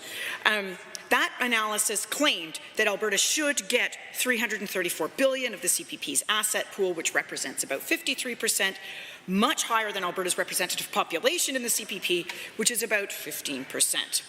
The analysis was widely discredited within minutes of its release, but what it did do, and the reason why it was released with a $7.5 million propaganda campaign to back it, is that it created dollar signs in the eyes of the Premier and her consigliere, Rob Anderson, and it aroused dismissal at best and mockery at worst among the public and experts. The LifeWorks report, quote, hinges on a transfer amount that appears to be impossible, said the CPP Investment Board in an interview, adding that the estimate is not grounded in the legislation. Economics professor Trevor Toome indicated that the interpretation they use in this report is highly problematic. If you start with $334 billion, not a reasonable starting position, then it tilts the scales toward concluding an Alberta pension plan is a no-brainer when it is not. Toome said while Alberta's younger population might garner a lower contribution rate, there would be trade-offs. See above, Mr. Speaker, $500 million at a minimum in startup costs for Alberta's own tax collection agency. Now, a separate Alberta plan would also be more exposed to demographic and economic risk, and contribution rates elsewhere would need to increase, among other Canadians, to make up for it. The Calgary Chamber of Commerce warned that a provincial plan could hurt labour mobility, create uncertainty for business, and the Canadian Federation of Independent Business warned of significant risk to small businesses, in particular, if Alberta moves ahead with creating its own plan. Now, tilting the scales, as Trevor Toome put it in the 48 hours after the report's release, is about the most charitable phrasing possible for what happened next. $7.5 million was expended on an ad campaign that just made Albertans more dismissive, more suspicious, and more alarmed at the extent to which the government would simply make stuff up, spend millions on advertising that stuff, and then refuse to answer basic questions about the assumption, the analysis, and then later, after I asked the finance minister no fewer than 6 times whether there would even be a referendum, which he would not commit to. So much for all of that chest thumping about direct democracy. He declined to answer that question when I asked him 6 times straight. And then we bring ourselves to a piece of legislation for this and so many other reasons should not be read a second time, as this amendment proposes, that does not in fact require a binding referendum, not at all, and does not allow us actually safeguard our retirement savings from political interference in the airtight way that they are safeguarded currently in the CPP. And then came the non-consultation, a survey that did not even ask Albertans whether they wanted to leave the CPP, and so we did our own, asking a simple question: do you want to leave the CPP? We have received, as of my last checking, over 40,000 responses, with 90% of them opposed. The government cannot claim that they have not heard from Albertans. We VoIP'd their emails. Over 3 days in September, the Premier received 1,400 emails about her plan to gamble with our CPP. We are still looking for one that supports the Alberta pension plan. We can only assume that MLAs are hearing the same. We get CC'd on their emails as well, and I have been inundated as the critic on this issue. Every day I hear from Drayton Valley, from Hemheller, from Camrose, from Lethbridge East. And then there was the sorry tale of the town halls, which were promised by Jim Dinning before he got mad and blew his stack during a telephone town hall. A grand total of 150 Albertans of some 4.5 million were able to get through to the shambolic town halls, notionally chaired by has-been politician Dinning, and many people just hung up after being yelled at and dismissed and condescended by him. This process is yet another reason why this bill that this is supposed to be supporting should not be read a second time. I'm going to refer to a message I just got within the last 24 hours from a constituent from Lethbridge East. Hi, I'm in the East constituency. I was involved in the town hall phone calls. OMG, it was so biased by the panel, it made me furious. I want to stay in the CPP. I'm retiring in just over a year and I'm scared to death about all this. I was so mad I just hung up. I knew they wouldn't let me to get through to ask a question. I've contacted the member for Lethbridge East and his office just sent me a generic info answer. I would like to be involved in your in-person town hall. Thank you. I want to conclude my comments on this legislation, which ought not be read a second time, as this amendment proposes, by highlighting the reasons why Albertans are so vehemently opposed to the so-called Alberta pension plan, the reasons why they are asking for in-person consultation, the reasons why they are so very disappointed that no fewer than 2 UCP MLAs have jammed out on the in-person town hall in St. Albert, for example. The reasons why Albertans have rejected now for a generation of this topic being sort of floated, you know, in the kind of, as one of these fever dreams of the firewall. But why it hasn't been moved forward yet. And I think often of a quote from Ralph Klein. It was about 20-some years ago when he had a panel that reported into him on this, and he ended up having to dismiss the idea, that sort of wafting out of the far-right flank of the party at the time. And he said, you don't just do this to piss off the feds, you do it if there's an economic case. Classic Klein, right? And there isn't an economic case. And Albertans know it. They know it instinctually. They know it intuitively. Consider that the CPP is an internationally recognized investment fund, one of the best managed funds in the world. Consider that it is, in fact, a gift that not even all industrialized economies enjoy across the board, to have a portable, universal, payroll-based retirement system that is insulated from political risk, that is invested wisely, that is governed appropriately. We do not realize what we have sometimes, Mr. Speaker, when we have governance that actually works for people, that actually upholds the rule of law and the public interest. Consider that we have this fund that is able to pool risk across demographics, geography, time. Consider that Canadians do not have access to as many defined benefit employer pensions as in some European countries. And so it is our CPP, our private savings, and our equity in our homes that we have to rely on into our retirement. And that's if you're lucky. That's if you're lucky. So you understand then, Mr. Speaker, why Albertans feel so strongly about the very notion of handing our one stable, predictable piece of our foregone income set aside to retirement to a capricious Premier who has already committed to political interference in the retirement system. Mr. Speaker, I do not have the liberty of time during my remarks to provide a more thorough commentary, and I do know that the House has already benefited from the erudite comments by my honourable colleague from Calgary Elbow and others on this topic. But I will conclude with this. Some time ago, I tabled analysis from the incomparable Keith Ambixier, Executive in Residence at the Rotman School of Management, University of Toronto, Director Emeritus at the International Centre for Pension Management, Senior Fellow at the National Institute on Aging, and co-founder of KPA Advisory Services and CEM Benchmarking. He has advised countries and pension organizations around the world on pension design and management for over 40 years. In other words, we should heed his words over those of the coterie of self-dealing charlatans surrounding and advising the Premier. Now, the fact is that Albertans, Keith Ambixier argues, would be badly served if their government chose to withdraw from being a provincial sponsor Point of order has been called by Government House Leader. I rise on 23H, I, and J, in particular the part about language causing disorder. Mr. Speaker, in this chamber, you can't do indirectly what you can't do directly. And to suggest that the Premier is being advised by charlatans, I think would be, some might say loose, I would say probably closer suggestion that the Premier herself is a charlatan. And over and above that, just that kind of language, calling someone a charlatan in this chamber, probably in my opinion, isn't something that we should be doing very often. So I ask that you rule this in point of order, as it certainly causes disruption. And I think his language, it really isn't appropriate for the chamber. The official opposition House Leader.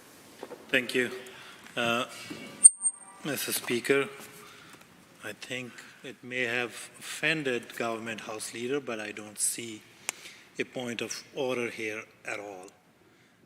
What member said is completely in line, and I think there are things that they may not like that we say in this House, but it's not unparliamentary, it was not inappropriate, and I don't think that it's a point of order in any sense of that word. Good. Thank you. Any others wishing to present? In this case, I will not rule this a point of order. I will caution that that the members need to choose their words wisely. Advising the Premier is not calling the Premier a certain category or alluding to. So the way I heard it, I do not consider this to be a point of order. Thank you, Mr. Speaker. Back to the words from pension expert Keith Ambixier here. Quote, the fact is that Albertans would be badly served if their government chose to withdraw from being a provincial sponsor of the globally admired CPP. For one, they would lose the value of pooling future economic, financial, and mortality uncertainties with other Canadians. They could also use the value of CPP portability and hence job mobility across Canada and the value of CPP's strong investment and administrative capabilities. Finally, Albertans risk their own government using the assets of a separate APP for purposes unrelated to backing future pension obligations. There is a real possibility of that happening, as the Premier has already weighed in on the investment decisions an APP should make. In any event, Albertans would be saddled with the material expense and startup risks of creating a new pension plan that would be challenged to provide benefits equivalent to those of the CPP at a marginally lower cost.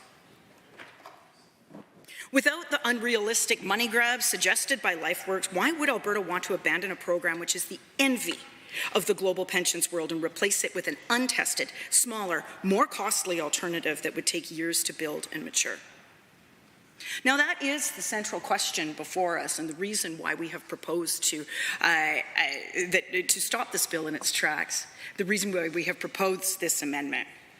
I advise the government to pull this poorly drafted bill and listen carefully to the messages we know that they have received from Albertans.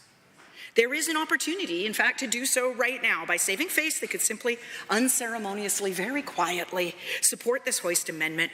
All of this goes away. All of the grumpy emails and phone calls and requests for town hall attendance that they will never honor. All of that goes away, and we can all get on to the business of the real priorities of Albertans concerning healthcare, education and services, and the affordability crisis. Thank you, Mr. Speaker.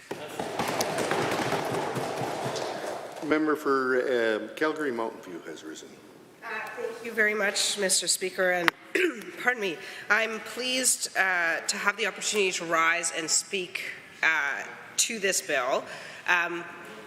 I think, as my colleagues have laid out so ably before me, that this bill is a terrible idea and that no one ought to vote for it, and the UCP ought to drop the idea immediately. So why is it bad? Let's start with 3 reasons.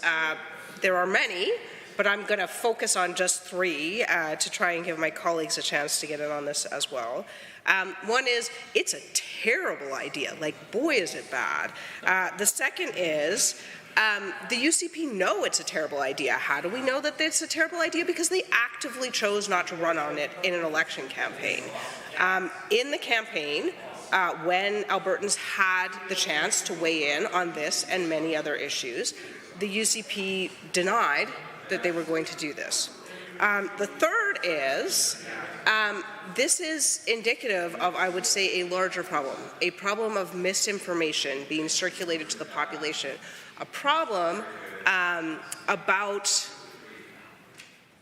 essentially an attempt to misinform the public and to circumvent democracy. And so that is all, in my view, extremely problematic. So let us start with why this is a bad idea. The first and most obvious is that the size of a pension matters. Everyone who knows anything, if you know one thing about pensions, it's that the size of the fund is relevant. It allows you to spread the risk. It allows you to spread the risk both of, how many people, mortality and retirements, and the general risk of what you're investing in. So the size of the pension is relevant. CPP is performing extremely well. There's no reason to leave it. So that's another reason. And I think, the final one worth discussing is the fact that, so we're attempting to take this otherwise well-performing fund, a fund that has done very well for Canadians, and let us set aside for the moment the ridiculous 53% number, because it's absurd, and we'll get to that. But there's no real rational reason to do this, unless it's sort of a throw to separatist opinions that you feel you ought to placate, which, Mr. Speaker, I think we ought not to do. I don't think that those represent the majority interest of Albertans, and I don't think that that is what a government should be focused on. Finally, we are attempting to take this money from an otherwise well-managed and large fund that distributes the risk, and we are attempting to bring it back into Alberta and hand it to a government whose history includes betting $1.3 billion on Trump's re-election, $1.3 billion of taxpayer money that they then lost. A government that botched lab service privatization so badly that it has had a permanent impact on the health and lives of many Albertans, and has ultimately cost extra money to take it out and then bring it back in again because they were literally incapable of doing it properly. Finally, it is a government who wants to give $20 billion away to oil companies to clean up their own well liabilities. They want to spend the public money on that, essentially shuttling it to their friends. So this is wildly inappropriate. It's wildly problematic. These people can't even buy Tylenol correctly. Why would we give them a pension fund? So the next point is the campaign. So the reason I think the folks over there, the UCP, don't know that this is a bad idea is because they actively chose not to run it on the campaign. They denied that they were going to do it. So I think that is highly, highly problematic. And now they're trying to claim that, oh, it's okay that they told the population they weren't going to do this in an election campaign that only occurred 6 months ago. They're trying to claim that that's okay because they're going to have a referendum. But, and I mean, this is one of those things where it's like, it's in black and white in the legislation. How can you dispute it, Mr. Speaker?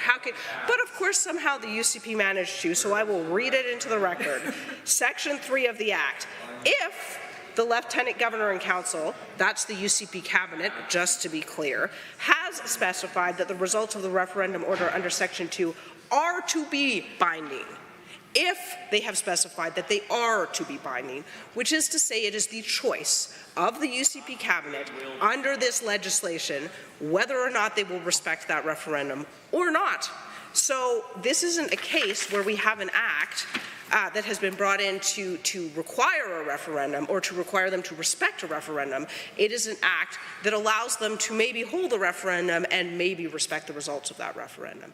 That is not the same thing at all. And so that is incredibly problematic. And, Mr. Speaker, it is worth noting that we have a history here. We have a history on this matter. The UCP wanted to go to an Alberta pension plan, and then the election campaign was called, and they were like, oh, no, we're not going to do that. No, not to worry, public, we're never going to do that. And then 6 months later, here we are. Finally, the final reason that this is incredibly problematic is the misinformation campaigns. They launched a survey to ask Albertans whether they thought we should leave the CPP, and they didn't ask the question, do you think we should leave the CPP? Like, never has an attempt to doctor data been more clear than when you run a questionnaire supposedly designed to ask the population if they want you to do something, and you don't ask the population whether they want you to do that thing. It's insane. So, we ran a consultation because obviously these folks aren't going to. We've had 40,000 responses, 90% opposed, which is pretty consistent with my experience of talking to Albertans. So the survey didn't even ask the question. And then there's the LifeWorks report that no one will admit to having authored for good and valid reason. I wouldn't put my name on homework that bad either. 53%. Alberta is entitled to 53%. Like, the thing about this number is it's not just absurd, it's so absurd that it's actually a bad way to put forward a fake number. Because it's so transparently absurd that everyone recognizes it immediately. It doesn't take a lot of deep reflection or knowledge of math to understand that Alberta is not 53% of the population of the country of Canada. Like, most people know that. So I think, yes, I could cite, as my colleague did, many economists who have pointed out the reason why this report is absurd. The reason why using this as an assumption to base your math on is absurd.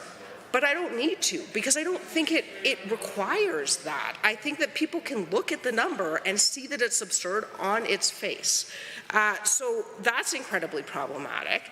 And then the government spends $7.5 million of taxpayer money, money that is supposed to be used in the public interest, to try and tell the public that this number, which the public knows is untrue, is in fact true.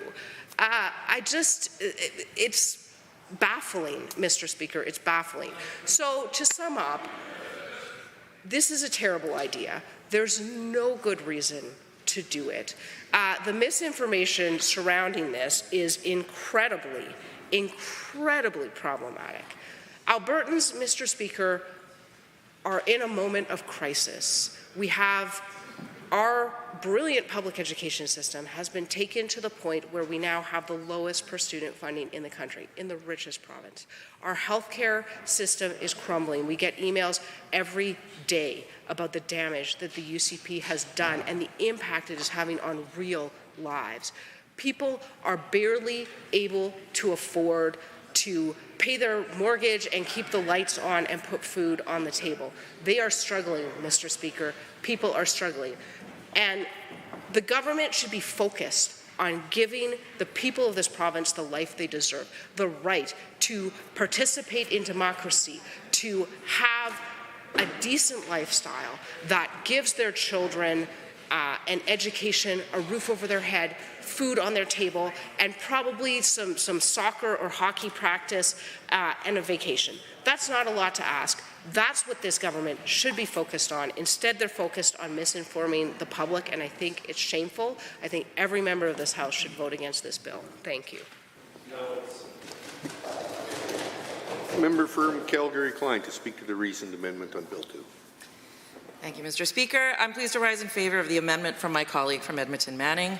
This bill shouldn't be read a second time because it's clear that many Albertans are being dismissed or left unread by this government. As I've been copied on much of this correspondence, I can attest to the fact that Albertans are telling us loudly and clearly that they want the UCP to stay far, far away from their CPP. I mean, frankly, the volume of emails has been overwhelming, and that's not even taking into account the over 35,000 responses that we've received to our survey telling us that Albertans want to keep their CPP. They're rightly worried about this government embarking on a risky errand that cannot be undone. So here's just a sampling from my inbox. So, I'm writing to let you know I'm not very happy with the fact that the Premier of this province and her cabinet have decided to pursue the Alberta pension plan. She never campaigned on this, and surprise, surprise, they launched this plan. I believe this to be politically motivated project all about Alberta versus Ottawa, and I'm not really sure why. I've been reading Dr. Trevor Toom's recent analysis of the APP. For me, Dr. Toom's paper does explain a number of things. I agree. This exercise for all Albertans is not worth pursuing. We have much more important issues to address. Looking at a 60 to 70-year involvement of the CPP, and we Canadians have a very robust pension plan with very sound management, oversight, and no political management. Given the size of this investment, they've done very well, much better than many other investment funds. You only get this when the fund is significantly large. She goes on to say, I assume the UCP MLAs aren't saying much. They allow the Premier and the Finance Minister to continue to waste this taxpayer money on useless advertisements. That's one email. Next one. This one is from Sonia, who lives in Calgary-Klein. It's my understanding, this is her response to Minister Horner. Thank you for your response, Minister. It's my understanding that the recent surveys undertaken in Alberta have shown there's not majority support for an APP, which may be irrelevant to the CPP government, or to the UCP government, or contrary to your aim, but it's certainly not irrelevant to us. So I respectfully repeat my question that neither the Premier or you answered. Why did the survey not include the question about whether we support or don't support the creation of an APP? You've stated that this survey is intended to gather feedback, thoughts, and opinions as they specifically relate to the third-party report. But for some Albertans, the current online taxpayer-funded survey will be the only way they engage in having their voices heard with respect to this issue. Where's the opportunity for Albertans opposed to the APP to, before your intended referendum, have their opinions recognized, counted, and transparently reported by your government? Where's the opportunity for Albertans to counter some of the claims made in this report, counter some of the misleading questions by your clearly biased survey? I look forward to your timely response. And we'll do one more. This one comes from Jim in Calgary-Klein. I cannot overemphasize how wrong a decision it would be for Alberta to pull out of the Canada Pension Plan, which has much larger buying power. It provides much lower investment management fees and trading costs and has far more research available to it. I used to work in the financial service area for 20 years, including as a stockbroker and as a financial planner. I have considerably more expertise than the average Albertan when it comes to investing. I think us Albertans would be much worse off if we left the CPP, as would my children and future grandchildren. Please stop spending my hard-earned tax dollars to promote this idea. I look forward to a timely response. So, Mr. Speaker, as you can see, my constituents are hard-working and intelligent individuals asking all the right questions. As I'd mentioned before, the response, frankly, has been overwhelming in terms of the volume of emails from folks wanting to stay in the CPP. The responses from this government, sadly, pretty underwhelming. And now what are they offering? A workbook with no clear outcomes other than spending more money, more public monies to gamble with Albertans' retirement. I strongly urge my fellow members in this House to vote for this reasoned amendment, and if not, to vote against Bill 2. Thank you, Mr. Speaker. Member for Calgary-Beddington. Thank you. Now, normally when I rise in this House, I begin by saying that it gives me great pleasure to rise and speak to whatever the bill at hand may be.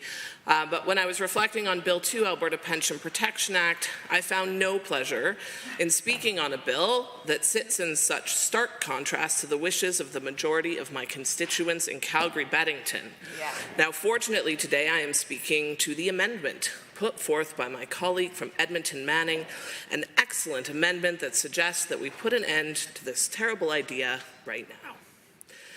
So we have been tracking the feedback received in my constituency on this office for months. In fact, we even talked to people during the election about this issue. I know. I know the UCP was afraid to do so, and no surprise there. The actions of this government have shown a clear lack of respect for facts, data, and evidence-based decision-making. I mean, why bother running a campaign platform that tells voters what you plan to do when you were in government, when instead you can rile up anger and hatred with false narratives about our sexual health curriculum or some fantasy alliance between the Alberta NDP and Ottawa? In fact, the most ardent support I heard on the potential APP during the election was in the belief that the UCP wouldn't push forward with this terrible idea. I lost track of how many conversations I had with folks who were voting UCP because they didn't believe that they would actually make moves to pull us out of the CPP. It has been wonderful reconnecting with those folks post-election, and they sure do have some opinions to share now that they realize they were played for dupes. Over hundreds of conversations I have had on this topic, I can count on one hand how many people were in support of an Alberta pension plan. The ratio on our feedback through my office and our outreach sits at 100 to 1. For every one person who has spoken in support, we have received 100 emails, letters, or pop-in visits to my office from constituents voicing their opposition to leaving the CPP. Just the other week, this was the best one. A gentleman was rushing past our office, clearly on his way to something, but as he clocked the sign and whose office he was rushing past, he hurried over to the door, flung it open, and shouted in, "You tell this government to keep their paws off my pension." And I am more than happy to comply with his request. Now, as my neighbours and constituents grow more and more concerned about this cockamamie idea of leaving one of the top globally ranked pension funds, their focus is shifting to this referendum. I say possible because, of course, this legislation doesn't even legislate such a thing. No, we are still in here debating over whether we may have a referendum. We can only hope that the decision to have such a referendum would be rooted in evidence, but alas, with this government, I sense we're more likely to see decisions made on high-level feelings. Now, the referendum question itself is no small concern, especially from a government who, for all we know, will ask us whether we would like or love to leave the CPP. Yeah. Now, in other jurisdictions, referendums require nonpartisan educational information to be provided on the issue by an arm's-length organization. Here in Alberta, while I suspect you'll be as shocked as me, which is to say, not at all, to learn that the UCP used their majority in a committee to vote against our proposal to include just such information and education for voters in this very bill. And in fact, the UCP is currently spending $7.5 million of your money to sell you their fantasy pension future where you pay less and get more. Sometimes I feel like I'm watching one of those late-night infomercials. I don't think they have those anymore, but back in the day, right? Because I can't keep up with the promises. Lower contributions, higher payouts. I think I heard one that promised cash bonuses. Okay, I don't even know what's happening here. New car. I'd be more embarrassed about their shocking lack of knowledge about how pension funds work if I wasn't spending so much time worrying about the fact that Albertans may be walking into a vote on a very serious issue and they have not been provided with the data and evidence that they need to make a good decision. I have many more things I could say, but I know that I also have many colleagues who would like to share their thoughts. Thank you. On the reasoned amendment, the member for Edmonton South. Thank you, Mr. Speaker. It's an honor to rise to speak to Bill 2. This is my first time I'm speaking on Bill 2 and in the House on the Alberta Pension Protection Act. Let me say, I cannot in good conscience support Bill 2 without the current amendment put forth by my colleague and the member from Edmonton Manning. Quite frankly, any MLA who does is only looking out for themselves and their party and not Albertans. The retirement security of millions of Albertans is at stake. This bill is nothing but a gimmick and will be put in the shredder the second it is no longer a benefit to the UCP, and Albertans will suffer. The CPP has provided retirement security and predictable income for seniors since the 1960s and has global praise. We all contribute with the understanding that when it comes for us to retire, we can expect a steady stream of income where the risks are being managed directly by the plan. It manages about $575 billion over 21 million Canadians, making it the country's biggest pension manager. Mr. Speaker, let me tell you, many residents of Edmonton South have reached out to me vehemently against this bill, to the point that I can share their views for hours and hours and hours in this House. Unfortunately, I'm not afforded that amount of time. My constituent, Viola, she shared with me that for most Albertans, the CPP is their only retirement income source. It's not worth the risk. According to pension experts, pulling Alberta out of the Canadian pension plan is pure spite, Viola says, and there's nothing in it for us Albertans. The risks and added costs are catastrophic. At a time when economic uncertainty and the rising costs of living are impacting every single Albertan, the last thing we need is to gamble away Albertans' pensions. As another resident in Edmonton South recently emailed me saying, for most Albertans, the CPP is their only source of retirement income. It's not worth the risk. According to other pension experts, this person brings it up again. Pulling out of the Alberta Canadian pension plan is horrific. There's nothing in it for us. The risks and added costs are extremely catastrophic. Sounds similar again, different person. Albertans are concerned with many things. Losing their retirement security is not one of them. The CPP has critical features that will be at risk under any new UCP plan. The CPP is completely portable. If you move anywhere in Canada for new employment, your earned benefits transfer with you and you continue to accumulate benefits in your new job in another province. CPP pensions are indexed to inflation. They won't erode over time.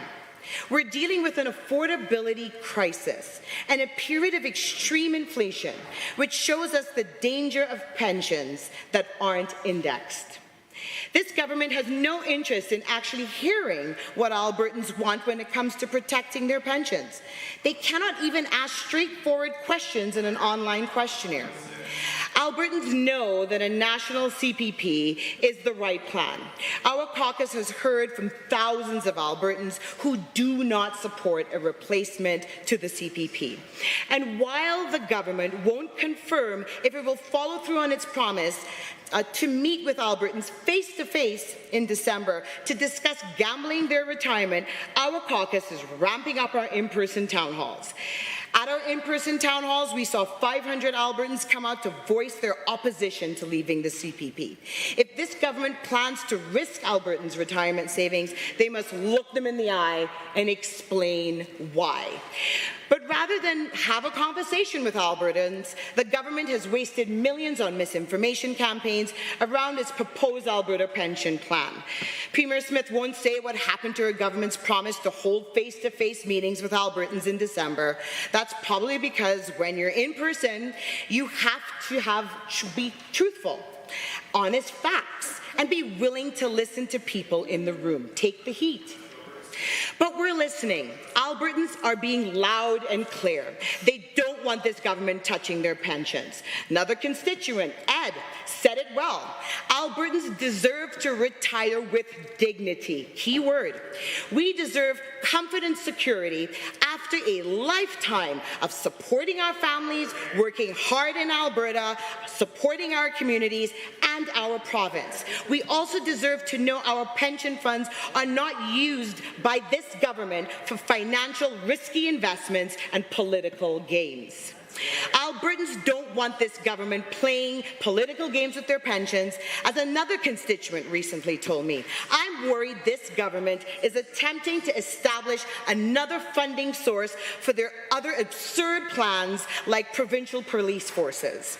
As a 41-year-old Canadian who has contributed to this plan since I was 16 and hardworking, I may add, and will be counting on this to support my retirement, I am strongly against this proposal. Mr. Speaker, the reality is there just isn't enough publicly available data to assess what an Alberta exit would mean. Constituents in Edmonton South are repeatedly telling me the case for an Alberta pension is short-sighted, rests on dubious assumptions, including the belief that Alberta could extract concessions from the rest of Canada. I couldn't agree more. As we deal with one of the worst cost of living crises in recent times, the best way to protect the financial security of Albertans is to protect the CPP. Constituents like Ben, they're telling me that they are proud to contribute to this world-class pension plan. They say, the attempt to turn our retirement benefits into political ammunition is not only disappointing, but also deeply concerning. It is crucial that we prioritize the well-being and financial security of all Canadians across all partisan interests. Alberta's contributions to the CPP ensure a strong economy that benefits all Canadians. I urge you, the UCP, to consider the broader implications of this proposal and to stand up for the interests of Albertans who value the stability and security provided. That's Ben's words. Albertans know that a decision like this requires knowing all the facts. Hundreds of residents in Edmonton South continue to email me, call me daily to express their concerns that there's no turning back from a decision like this. I recently heard from a young mother who said the damage the UCP has caused this province already has been so much. Pulling out of the CPP will be something we'll never be able to come back from. So my question is, why didn't the government put any language in the bill about Albertans' best interests on honoring the wishes of Albertans? Well, maybe it's because you are all out of touch with the priorities of Albertans and only focus on serving your own political self-interest. Mr. Speaker, the proof is in the pudding. Folks from Edmonton South have said their words here today. There's so much more I can share from residents of Edmonton South who are deeply concerned about this bill. I encourage all members to vote in favor of the amendment put forward by my colleague. There are many reasons and more why I cannot support this poorly drafted Bill 2 as it stands. Thank you. Member from Calgary-Buffalo has risen. Thank you very much, Mr. Speaker. And I too will be supporting the reasoned amendment before us that this bill, if enacted, would not adequately protect Albertans' pensions. Bill 2, I believe, is not in the best interests of all Albertans, pension seeking or not, or working Albertans either. I won't repeat what my colleagues have listed as the many flaws in this approach for the Alberta Pension Protection Act, but I just will say that being in downtown Calgary, Calgary-Buffalo, the issues that come before me are many, but not, people haven't come to my office or written me and said, really wish you'd get on board, or we need to change the Canada Pension Plan. In fact, the kinds of things that I deal with my constituent staff and others in the area in terms of nonprofit organizations are things like houselessness. Thousands of Albertans across this province are houseless. Many of them are along the river valleys in Calgary and also here and elsewhere in this province, and they are living in desperate conditions, Mr. Speaker. And so instead of the government focusing on that and trying to eliminate houselessness in this province, they're talking about something that is not that Albertans haven't raised, which is the Alberta Pension Plan. The opioid crisis, Mr. Speaker, is another desperate condition many people are in. And we know that 6 Albertans die daily. And so instead of focusing on that, Mr. Speaker, this government has again gone off on a tangent and brought the Alberta Pension Protection Act forward when we have more desperate things going on in this province that need attention. We have an affordability housing crisis, Mr. Speaker. Instead of instead of focusing on getting thousands of affordable units built in this province, we again, the government is focusing on an Alberta pension plan. Instead of protecting our environment and the number of abandoned wells that need cleanup, Mr. Speaker, this government is focusing on something that takes their time and attention away from all of these things. We have a healthcare crisis in this province, Mr. Speaker, and instead of fixing that, instead of fixing the affordability crisis that is also in this province, Mr. Speaker, the government is wasting its time going down a road that we don't need to be. Mr. Speaker, probably some of the argument from the other side is that they can chew gum and walk at the same time. Mr. Speaker, I want them to fix things like this that I have brought up. I want them to focus on, Albertans want them to focus on the houselessness, the opioid crisis, the affordable housing crisis, protecting our environment, fixing our health care, and addressing the affordability crisis. And if they can't do all of those things, Mr. Speaker, why are they even talking about an Alberta pension plan? So I remember the Kenney administration talked a lot about replacing the RCMP. It was top of mind. It was something they were focused on and wanting to go down that road and get rid of the RCMP and all this sort of nonsense, Mr. Speaker. That's gone quiet, hasn't it? I don't hear any talk about that with regard to the rural MLAs in this province anymore. I don't hear the government saying we're going to get rid of the RCMP anymore. And I just wish they would do the same thing with an Alberta pension plan, Mr. Speaker. Look themselves look in the mirror, Mr. Speaker, and see what Albertans are talking about. They're not talking about an Alberta pension plan. They're talking about good retirement savings. One of my colleagues mentioned the portability of the plan. The CPP is portable to 60 countries in the world, Mr. Speaker. That is security for people who move away from this country, this province. And they know that they can take their plan with them, and those countries will honor it because we honor other countries' pension plans. I just want to conclude, Mr. Speaker, by saying that I think this is a good reasoned amendment. I wish we could all support it unanimously, and I do not think an Alberta pension plan is in our best interest or will ever help Albertans out. Let's stay in the CPP. Thank you. The member for Calgary-Boulard-McCall.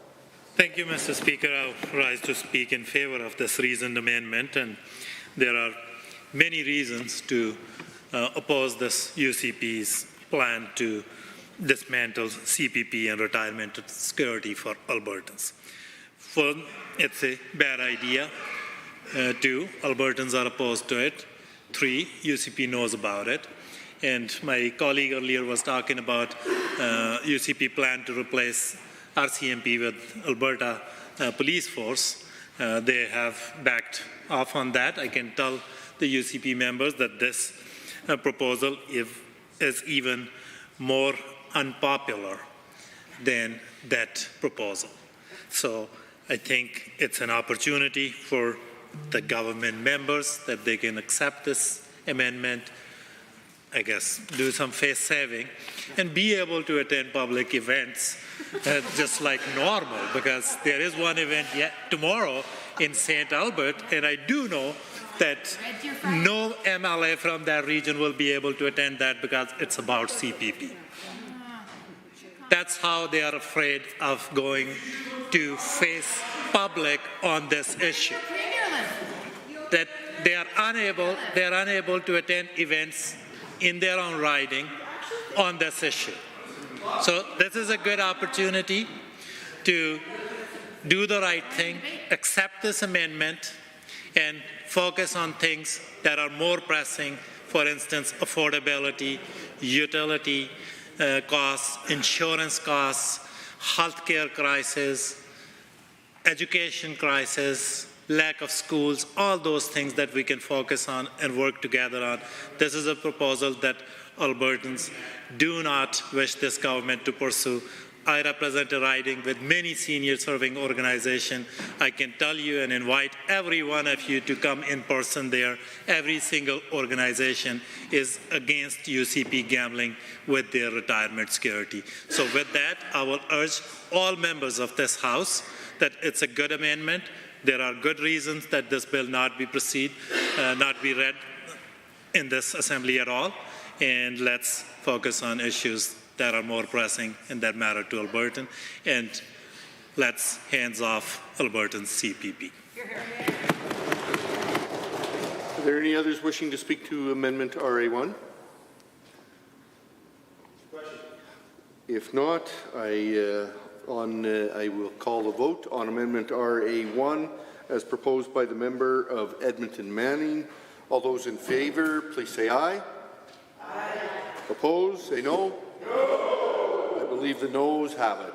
That amendment is defeated.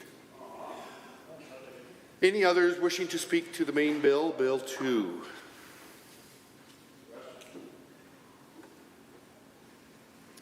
Seeing none, I am prepared to give the Honourable President of Treasury Board and Finance opportunity to close debate.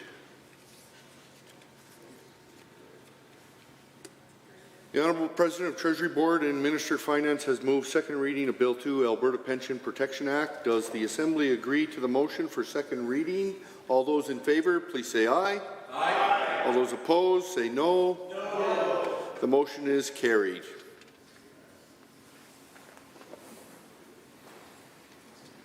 Bill 2, Alberta Pension Protection Act, is now read a second time. Government bills and orders for second reading. Bill 5, Public Sector Employers Amendment Act, 2023. Debate adjourned. Member Eremenko speaking. Anyone wishing to speak to Bill 5? The member for Calgary-Boulard-McCall. Thank you, Mr. Chair. I rise to speak to Bill 5, Public Sector Employers Amendment Act 2023. The name is quite long and fancy, but in short, what the government is doing with this bill is that they are removing all salary constraints for Alberta's boards, agencies, and commissions, and opening the door for the massive and shameful misuse of taxpayer money that was seen under previous Conservative governments, including the scandal at Agriculture Financial Services Corporation. So that's their gravy train bill part 1, 222. And instead of caring about regular Albertans who are unable to make ends meet, who are struggling to pay rent and mortgages, who are struggling to keep up with utilities and insurance costs because of the UCP policies, they want to pass a bill here so they can line the pockets of their friends and insiders. That's shameful, and I will be bringing forward an amendment to this bill, which I have the requisite number of copies, and once it's distributed, I will read that into the record.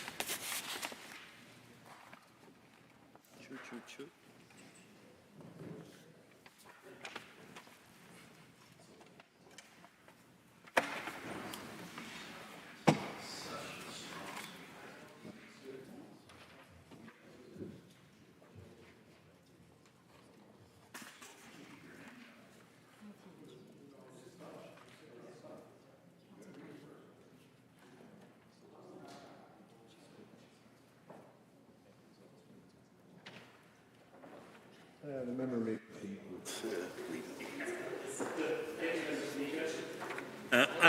I rise to move this amendment on behalf of my colleague, MLA from Edmonton Manning. MLA from Edmonton Manning to move that motion for second reading of Bill 5, Public Sector Employers Amendment Act 2023 be amended by deleting all the words after that and substituting the following. Bill 5, Public Sector Employee Amendment Act 2023 be not now read a second time, but that it be read a second time this day, 6 months hence. So, as it's clear from the amendment that what this amendment is doing, asking this legislature to not read this bill now and giving government the opportunity of 6 months to shake their heads and come back after 6 months, talk to Albertan, and if they still think that this gravy train shall continue. Taking a closer look at the amendment, the member would be remiss if he would or should probably move it being moved on behalf of the member from Edmonton Manning, as that's the name on the amendment. And also everyone in the chamber should be aware that this is hoist amendment. I can say that again for clarity. I did say that I'm moving it on behalf of a member from Edmonton Manning. So, and as you said, that it's a hoist amendment, and what it does, that it asks the legislature that this bill not be read now, and we revisit it in 6 months' time. And reason for that is that what this bill is doing, it's removing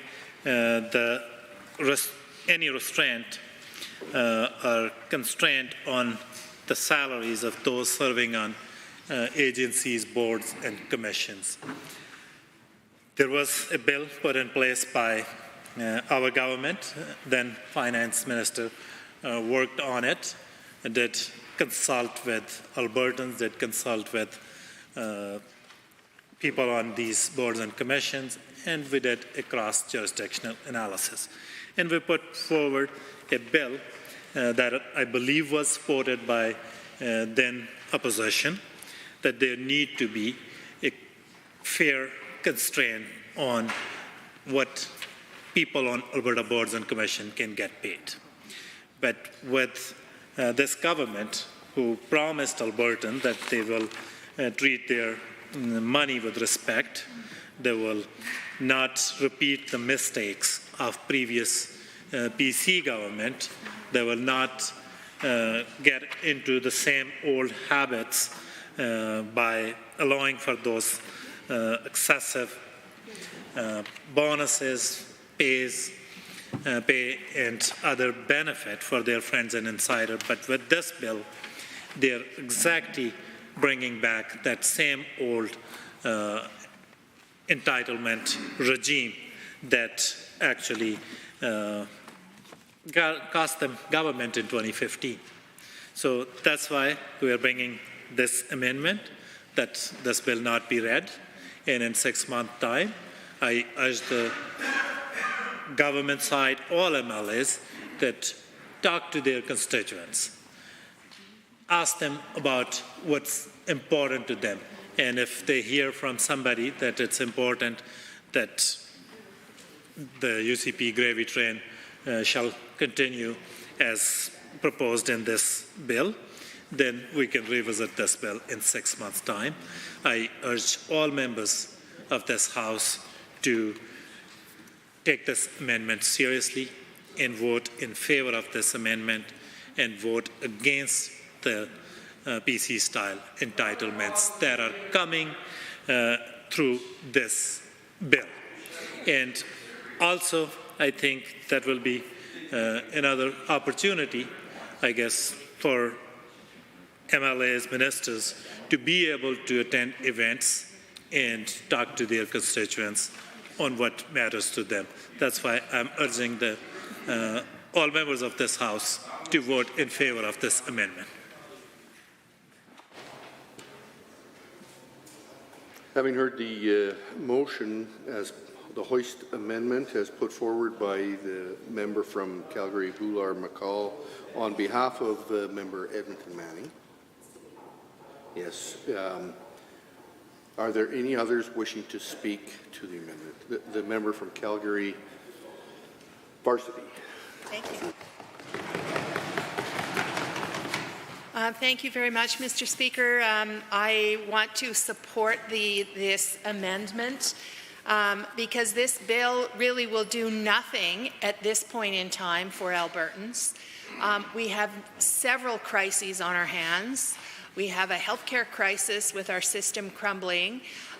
We have overcrowded schools, not enough schools. We have many people that have no homes, and those in homes at great risk of losing their homes because of both increasing rents and pressure on the affordability of simply living day to day.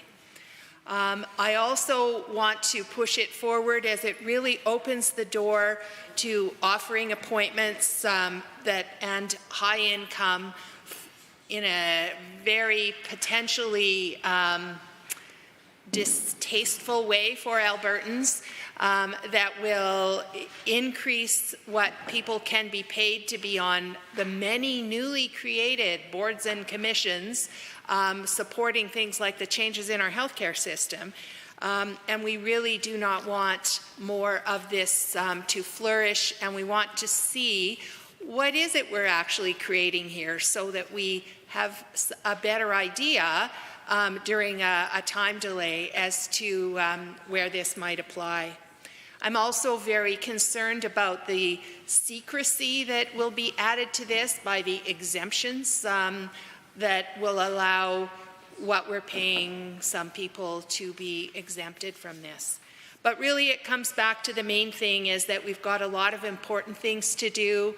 We've already heard that the bill to start looking at data on the complement of children in our schools would be too challenging because it's more paperwork when in fact we know all that data is already there. We just want to get it out. And yet we're spending our time looking at something that is not going to do anything for Albertans at a time when we really need it. Thank you for hearing my concerns, and I will sit down. The member for Edmonton Highlands, Norwood. Thank you, Chair. Oh, it's a new one for me. Thank you, Mr. Speaker, and it is an honor to rise in this House. And gosh, it feels like a while since I've had the opportunity to go on a little bit of a rant on a bill that is truly, in my opinion, fully unnecessary. Listen, this government has an opportunity to be transformational, to make tangible change in the lives of Albertans. We're at a time when Albertans are facing an affordability crisis. I've heard my colleagues say it. They've said it far better than I ever could. But let's talk about what the priorities of Albertans and the absolute crises that Albertans find themselves in when it comes to housing, when it comes to affordability, and so much more. And so, what do we see from this UCP government? What are their priorities? Bills like Bill 5 that will do absolutely nothing to improve the lives of the constituents who we are sent here to represent? This government should be ashamed of themselves. Absolutely. And if they want to heckle, I would love to hear them rise and defend, thank you to the member from Lethbridge West, that's the verb I was looking for, defend a bill that their constituents are absolutely not asking for. And if they are, I'd love to hear from them. I absolutely would. Now, I've talked a lot. I'm the housing critic for those folks watching at home who didn't know. Housing is a key priority for me and for my colleagues. We've not seen this many unhoused folks on the streets in Edmonton. Estimates as high as 5,000 folks who are unhoused. We've got unprecedented numbers in Calgary as well. CBC News reported just the other day that more Calgarians than ever before are seeking refuge in motels, in campgrounds. Campgrounds are full in late November, not for, mountain retreats, for folks to just have somewhere to live. Shameful. Skyrocketing rents for the ninth consecutive month in a row. Calgary has the highest rent increases across Canada.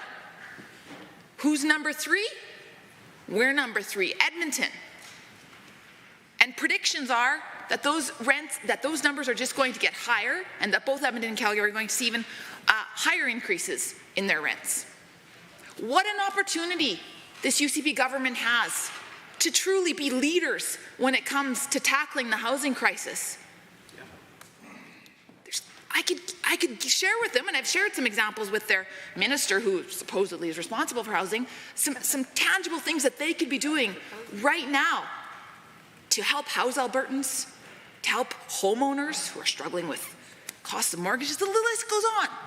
I've got lots of ideas. Our team has lots of ideas. Instead, we see the Public Sector Employees Amendment Act. We could talk about some of the other bills that we've seen as well. What about Bill 3 that spoke to, as the minister would say, the drug poisoning crisis? It didn't. It was a lawsuit. It was very much perfunctory when it comes to, it was very, what's the word I'm looking for? Pardon me? Very what? Oh, wow. Okay. That's not the word I'm looking for. Anyways, the point, absolutely not the word I'm looking for there, answered. Regardless, the point being that that's very, very, yeah, to quote the member from Red Deer or whatever that is, very bad. Anyways, I'm getting distracted here, focus. The point being, again, this government had an opportunity to address what are some of the highest rates of death from the drug poisoning crisis. 6 Albertans a day. Instead of making investments in permanent supportive housing, in mental health, they've chosen not to. If the member from St. Albert, Morinville, St. Albert wants to join debate on Bill 5, I'd love to hear from him. I'd love to hear from him which constituents he's heard from who want to pay their friends and want to give their friends higher salaries, because I don't think he can stand and defend it. That's for sure. Health crisis. My fantastic colleague from Calgary Varsity, who herself has decades of experience. I hope I'm not exaggerating there. I don't think I am. Not that, I mean, you do look youthful, but decades of experience on the front lines in the healthcare system. And she can tell you right now, she hears from healthcare workers all day, every day. And what do folks want on the front lines? They want a government that respects healthcare workers. They want investments in public healthcare. They want a strong public healthcare system. They don't want more bloated salaries for this government's friends. And as my colleague from Lethbridge West pointed out, the opposition finance critic, she said instead of caring about regular Albertans who are struggling to pay rent, struggling to buy food, this UCP government are giving the highest paid executives a raise they don't need. And I think, you know, I'm curious about this because we've seen, oh my goodness, well, Sovereignty Act, don't get me started on what we've seen from this very short time that we've been in the House. A list of a whole lot of things that we know Albertans aren't supportive. I can talk about CPP, I can talk about the countless constituents in Edmonton, Highlands, Norwood who have made it clear that they want this government's hands off their pensions. And again, it's very hard. It's kind of hard to even hear myself speak with the member from Morinville, St. Albert, chirping at me. But I wonder about this government's approach, and I'm fearful that I think they're hoping that they can get a lot of this gravy train, choo-choo kind of stuff out of the way now, reward their friends, and hope that Albertans will forget. I don't think they will, and I think, you know, we've got the strongest opposition in Alberta's history here to remind Albertans that this isn't what they voted for. And I don't know if we've had an opportunity to hear from the member from Carson Siksika about what he's hearing from his constituents. Because I can tell you, we're getting letters from his constituents as well, who absolutely do not want this government to touch their pensions. And they absolutely do not have as a priority higher salaries for his friends. That's right, Bill 5. So, I think, you know what, I can say a whole lot more on this, but I think I better wrap up because I'd love, I don't know, have we heard from any members on Bill 5 at all? No. We haven't. No, I don't think Shocking. When you can't defend your own legislation, you might want to question, who are you here? Who are you here for? Because I don't think it's for your constituents. I urge you all to vote against Bill 5 and actually show up for the folks that you're elected.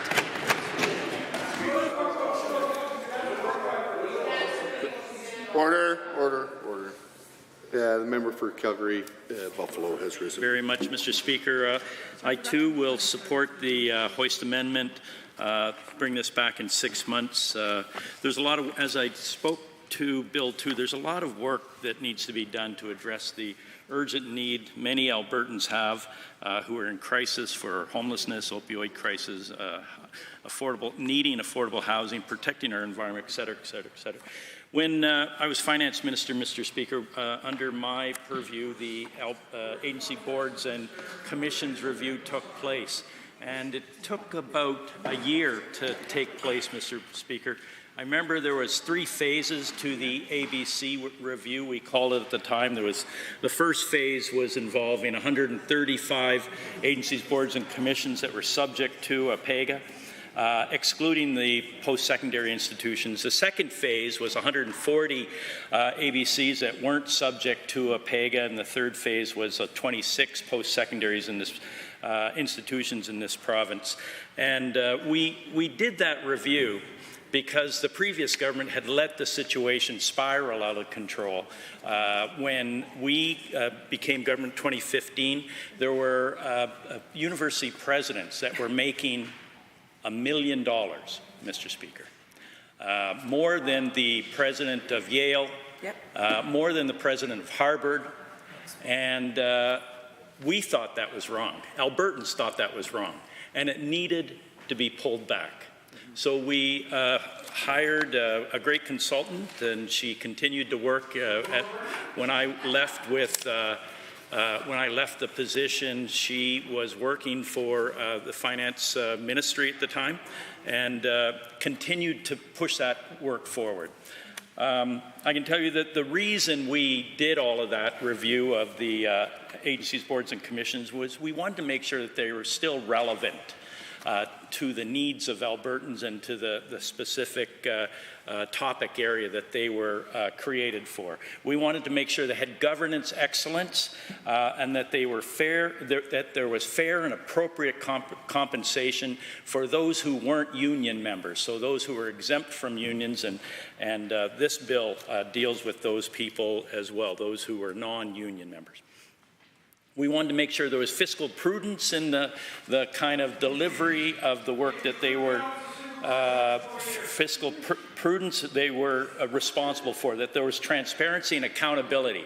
Because as I said, things had gotten out of control under the previous PC governments. And we wanted to revitalize the board appointment process, which was a great deal of work, Mr. Speaker, because there's hundreds and hundreds of appointments, as you can imagine, to these ABCs throughout government who are affiliated with government. And we knew that the previous government, under the PCs, over the many years they were in government, had taken a tact of appointing their friends and insiders. It was who you knew that you got an appointment, not what you knew, not what your skill sets were. And so we changed all of that. Unfortunately, it's been changed back by this UCP government to, again, be friends and insiders and who you know. And the last thing I'll say about that process that we were involved in that was cross-jurisdictional. We looked at every province and territory in this country to see what they were doing and to benchmark the compensations for the respective positions from the top CEO or president to the directors under that person, to the vice presidents, et cetera, et cetera, et cetera, all the non-unions people who were in the leadership of those places.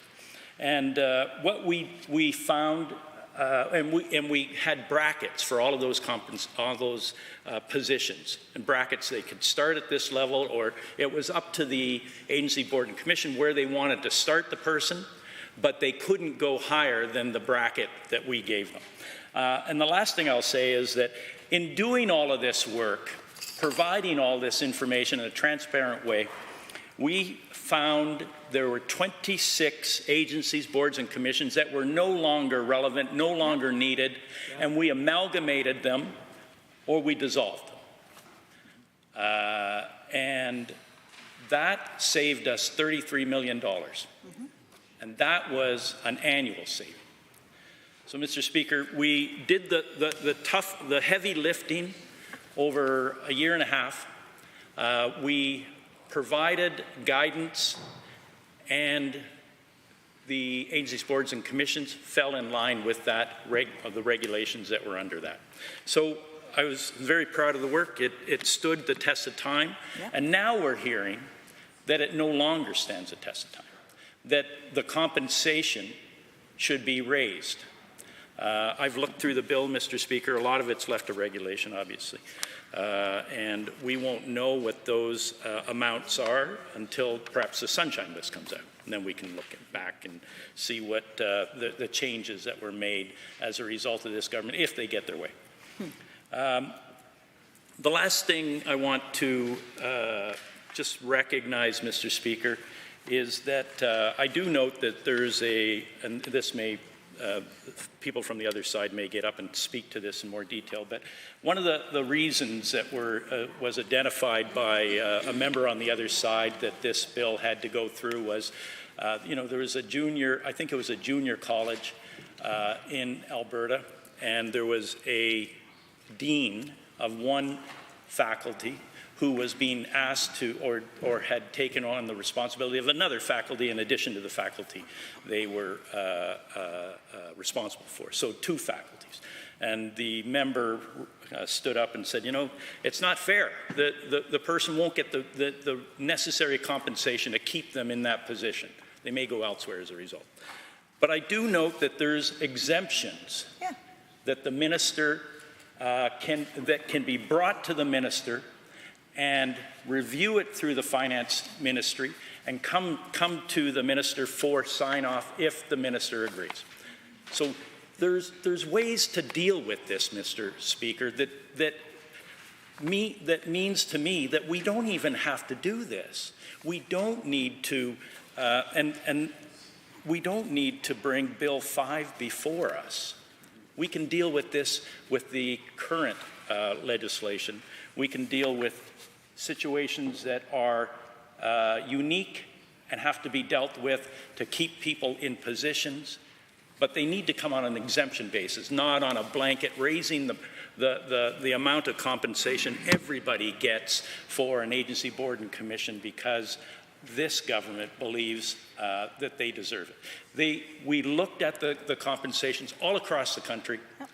We have ranges that we put in place, and if people get to the top of their range and it's believed that they need to be kept in that position because there's no other person who can do the job, then an exemption can be brought forward. So, Mr. Speaker, I won't be supporting the ultimate Bill 5, but I will be supporting this hoist amendment. Thank you.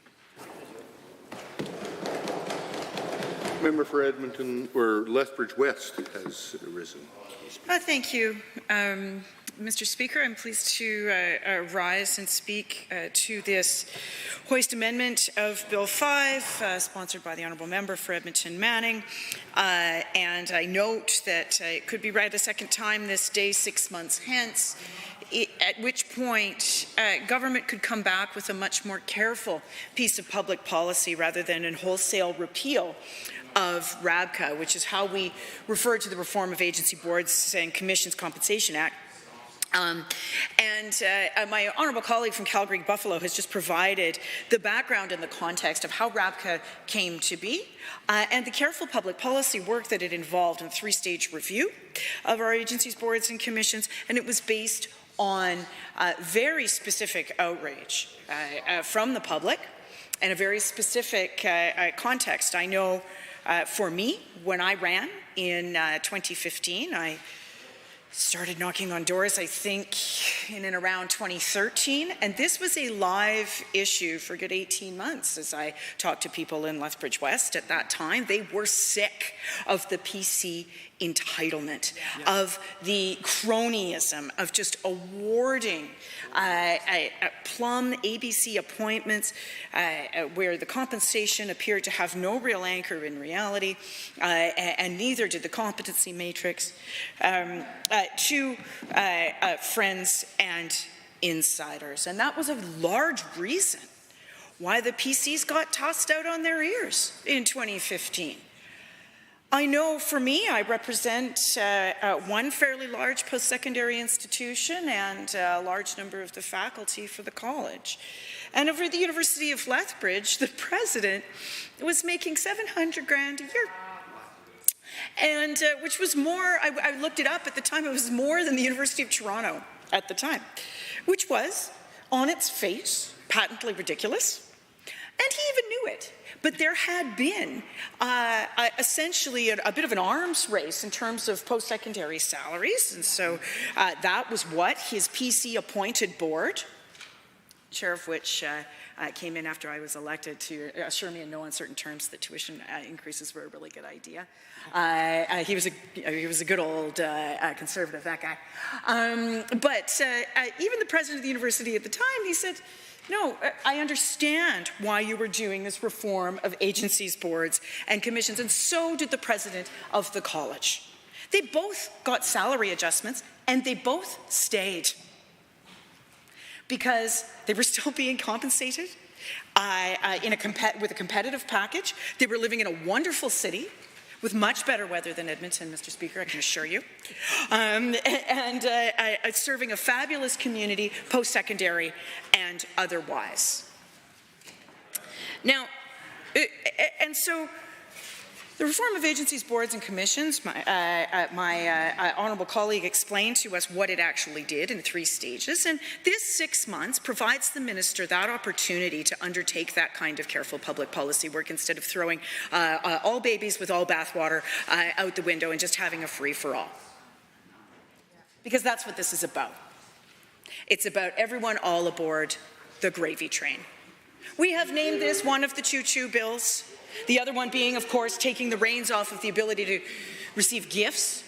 I'll tell you, Mr. Speaker, that when I have knocked on doors, and I have for almost a decade now, I've never heard anyone say, you know what's top of mind, real pressing thing on my mind is whether a politician can accept an expensive gift or if they can appoint their friends with no limitations on what their salary might be or their competency matrix might be.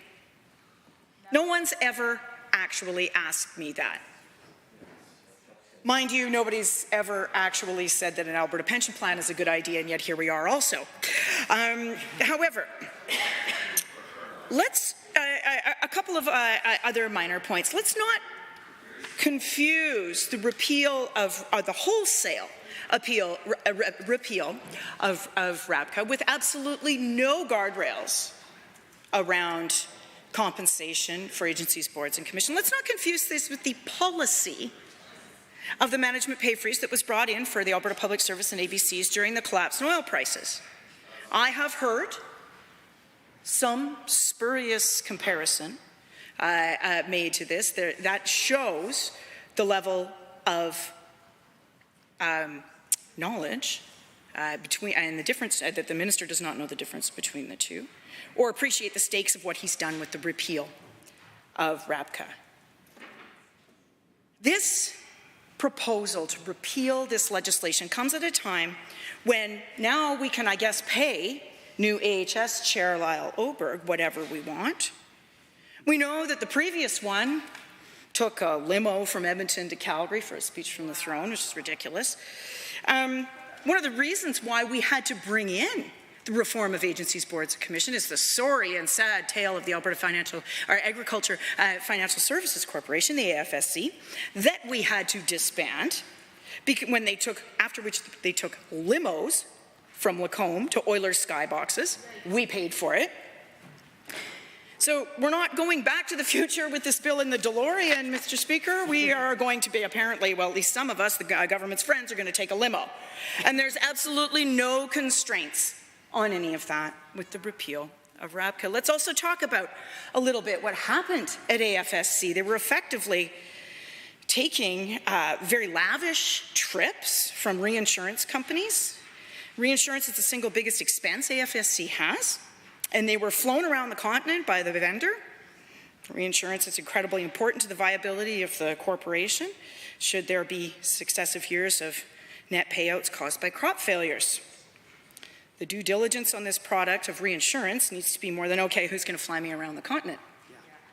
And remember, they were doing all this in the context of closing offices across the province. And the CEO of AFSC, before he was fired by the NDP, was making $600,000 a year and still felt the need to spend the corporation's money on extravagant expenses and take perks from vendors. And again, this is in the context of them closing offices, putting people out of work in small towns and in rural communities, folks who support farmers and ranchers across this province. So I have heard the minister variously claim that he is worried about severely limiting ABCs, especially post-secondaries. And I would argue that after all of those years of PC entitlement, of their and frankly just not paying attention and just being completely asleep at the switch when it came to the escalation of pay packages and compensation at the level of post-secondaries, that some limits were in order. And to reject those limits now without any of the careful public policy work that was described by my colleague, the Honourable Member for Calgary-Buffalo, is inviting friends and insiders back on that gravy train. It's inviting scandals like the AFSC once again. It is not solving the problem that the minister seeks to solve with some of the very small ways in which there needs to be more flexibility woven into the system. If that's what this bill did, I would be very inclined to support it. It's not what it does at all. There is no assurances that when we come out the end of this process, there will even be a sunshine list or transparency on how much of these friends and insiders are making and what their perks look like and what the actual limitations are. And so it is for that reason that I urge members of this House to support our amendment, take a breather on this one, go and do some actual work for 6 months, figure out how to get off the gravy train, and if not, then I guess we have our answer. And our answer, Mr. Speaker, is choo-choo. Member from Edmonton South. Thank you, Mr. Speaker. It's going to be interesting here as I rise to speak to Bill 5, the Public Sector Employers Amendment Act.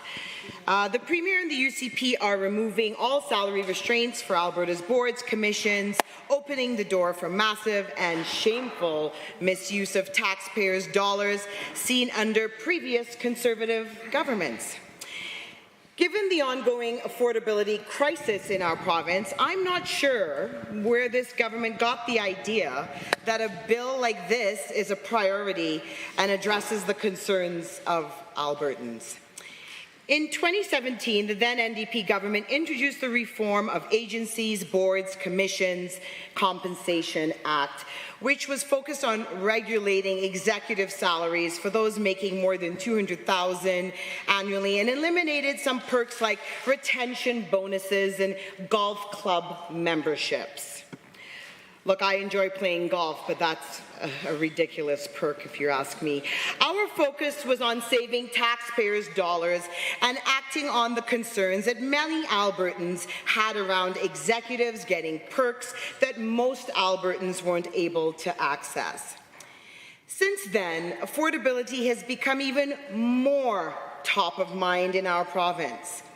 I know my colleagues and I have heard hundreds, if not thousands of stories from across the province of families barely being able to make ends meet.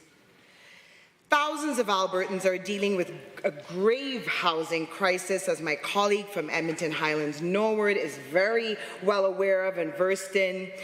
The food insecurity is a big issue for Albertans. As the critic of post-advanced education, I know post-secondary students. Oh my goodness, it's heartbreaking, the stories that I hear every day of them having to go to food banks to get food. It's alarming. They're under great pressure, and thousands more in this province are struggling to keep the lights on. Instead of caring about everyday Albertans who are struggling to pay rent, buy food, get their education, the Premier and the UCP government are giving the highest paid executives a raise they simply don't need. This government continues to mistreat workers who are at the heart of Albertan society, including healthcare workers, education workers, many of whom earn less than $30,000 per year. Wow. They are burnt out, exhausted, dealing with overcrowded emergency rooms, classrooms, and they have been abandoned by this government. How is removing limitations on executive compensation addressing the needs of these critical frontline workers? Albertans who work hard every day to take care of all of us and their families. It's not a stretch to think that Bill 5 would lead to lower wages for these workers and more money in the pockets of the UCP's rich friends. This is par for the course, since, golf was a perk memberships, when we see this government doing all it can to keep the UCP gravy train rolling and rolling and rolling by getting more gifts from their friends and now opening the gates for those making $300,000, $400,000, $500,000 and more salaries per year. Nearly 30,000 non-union employees could be impacted by this bill, including workers at Alberta Health Services, Covenant Health, post-secondary institutions, the Alberta Gaming, Liquor and Cannabis Commission, Alberta Innovates, Alberta Pension Services Corporation, Travel Alberta, and the Alberta Workers' Compensation Board. Seems like most of the economy we're talking about here. So my simple question: who did this government consult with when it determined that removing compensation regulations was a priority? And what were the results? This government doesn't seem very focused on talking face-to-face with everyday Albertans, because if they were, they would know that Albertans are looking for relief in this affordability crisis to make ends meet. They're looking for the best quality education for their kids. And let me make this clear, education is an economic issue. They're looking for access to quality health care when and where they need it, close to home. I know this all too well. Folks in Edmonton South have been stranded for years. My colleagues and I were talking to those folks every day, and we're listening to their concerns. Quite frankly, Mr. Speaker, this is just another attempt to consolidate power in the hands of the Premier and her cabinet. All of the guidelines related to compensation will be in the hands of the Minister, and no legislation will be binding on employers and employer committees, councils, and associations. And I know this well. I owned a business in the oil and gas industry and hired many.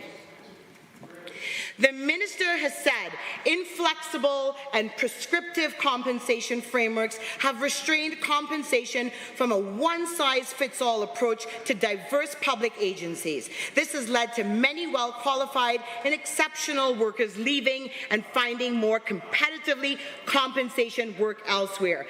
Yet, Bill 5 does not help with attraction or retention.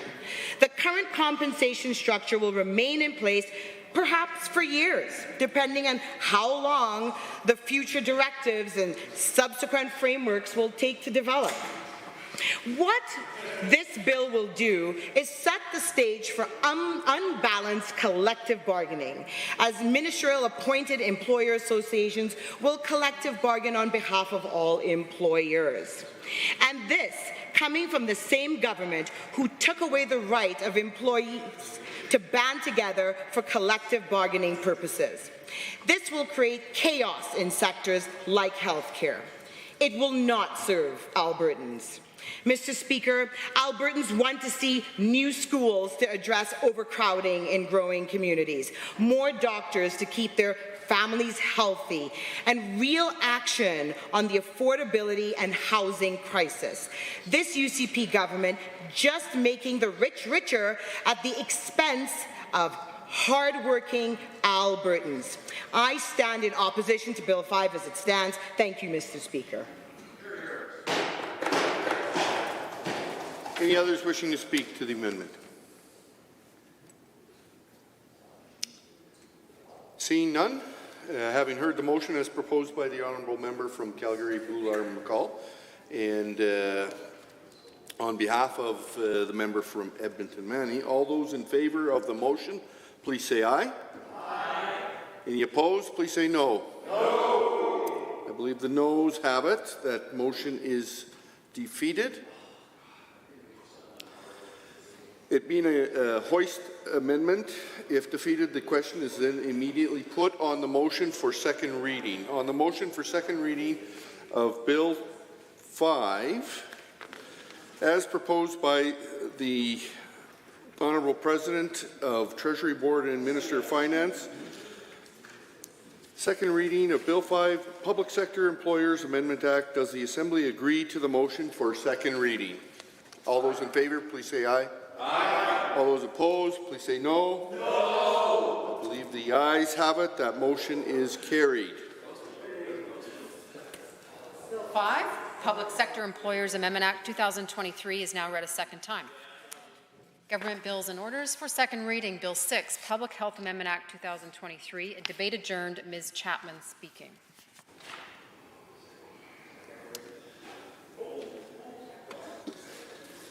The member for St. Albert has risen to speak. Thank you, Mr. Speaker. It's my pleasure to rise and speak to Bill 6. Oh.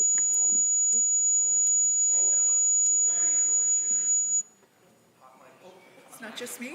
No. Okay. Yeah.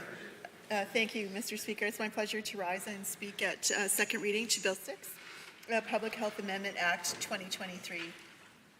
And before I sort of talk about some of the pieces of the bill, since we are just in second reading, I thought I would take some of the new members back on a little trip through time.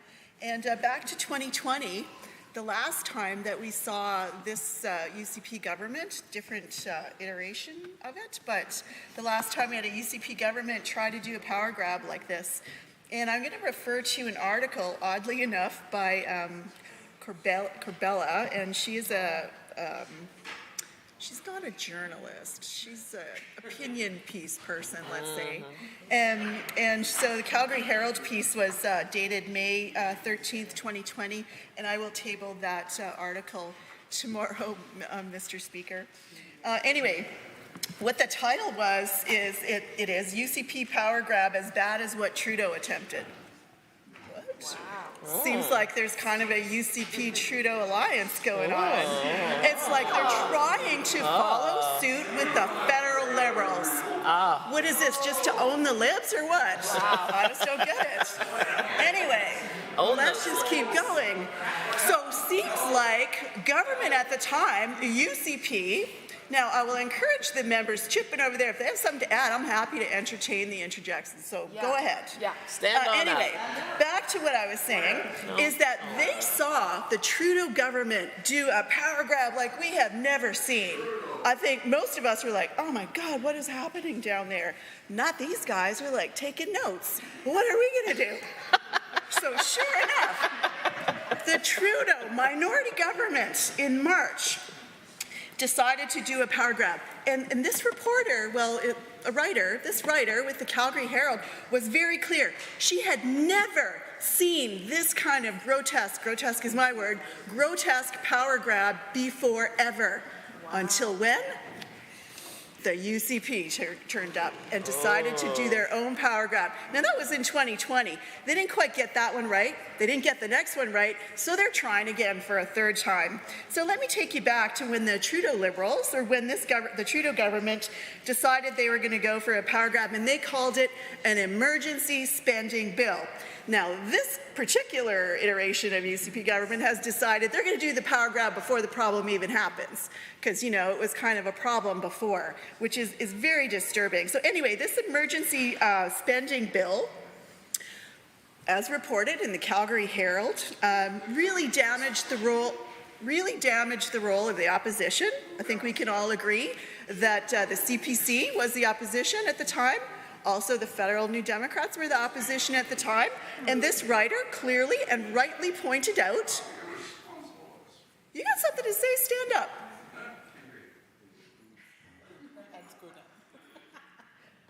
What they rightly pointed out, was that the opposition was damaged in this kind of legislation, as was the entire Parliament.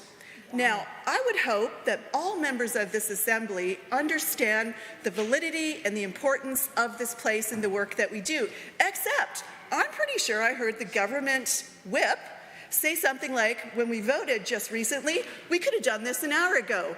To me, that sort of indicates that doesn't think debate is important. Well, Mr. Speaker, I can tell you, debate is important. And I think legislating or leading or governing by orders in council or by regulations is not good enough. We need to debate that stuff in this place with full transparency, but this is not a government that is interested in finding the sunlight, because they seem to do everything in their power to avoid it.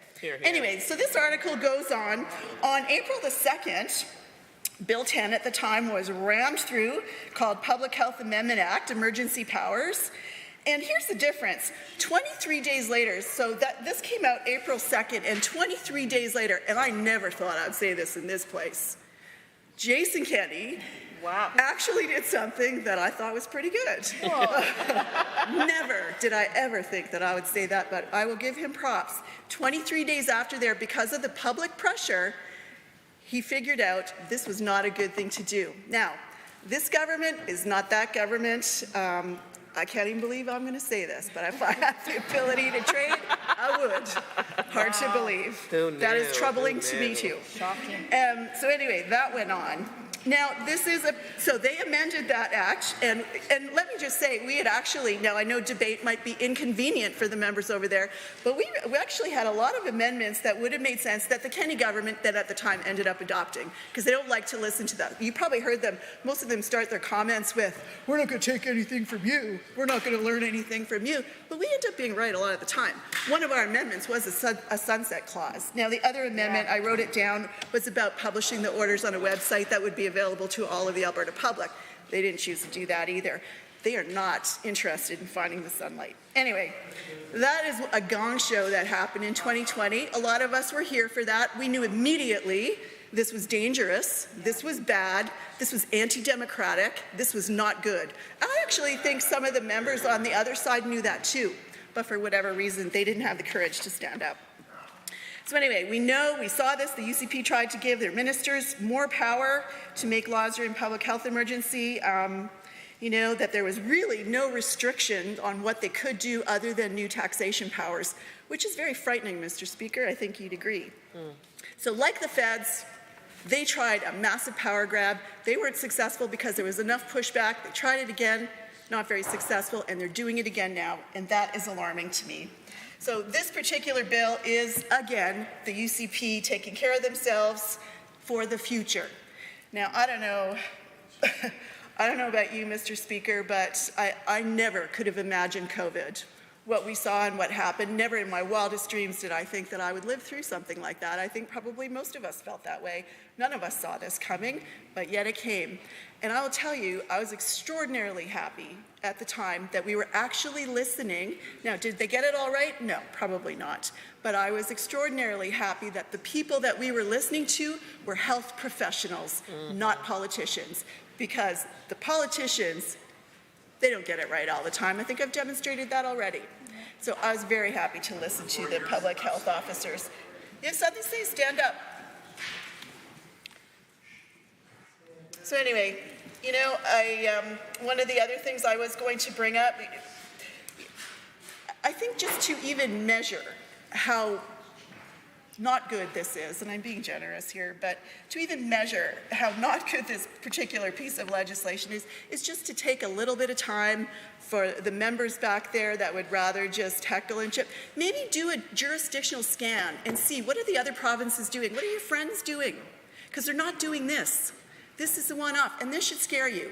When we start to chip away at democracy and transparency and openness and relying on experts, that's a problem. I don't believe that any of us were elected and sent to this place to make decisions during a pandemic in areas that are not areas of expertise, and that worries me. Do I think the government should be able to override decisions of the chief medical officers of health? Well, I don't think I need to answer that question. My comments have been pretty clear.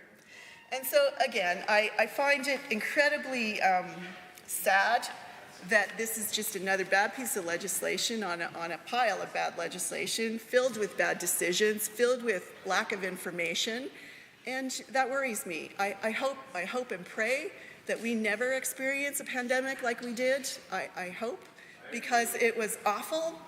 It was just awful. Far too many people died. Far too many people are still sick, actually.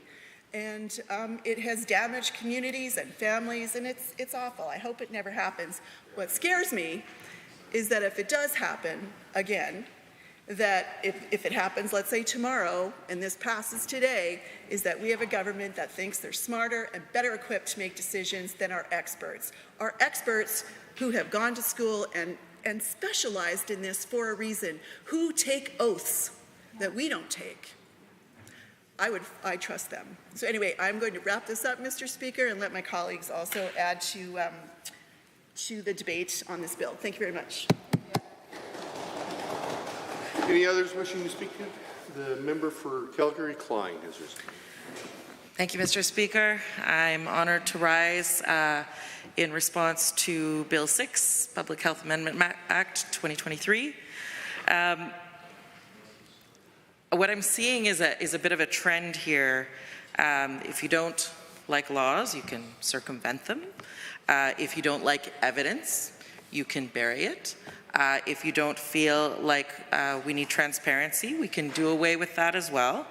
And if we don't want to take the advice of the experts, we can take away their power to make decisions over very, very important things like public health.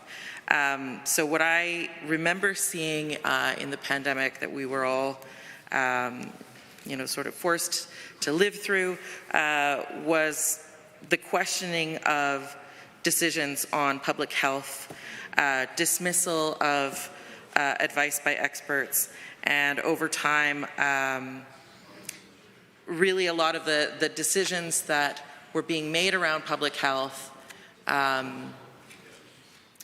being influenced by popular opinion rather than like reasonable evidence and medical experts. So what I see happening here with this bill is that we are now just kind of taking the covers off.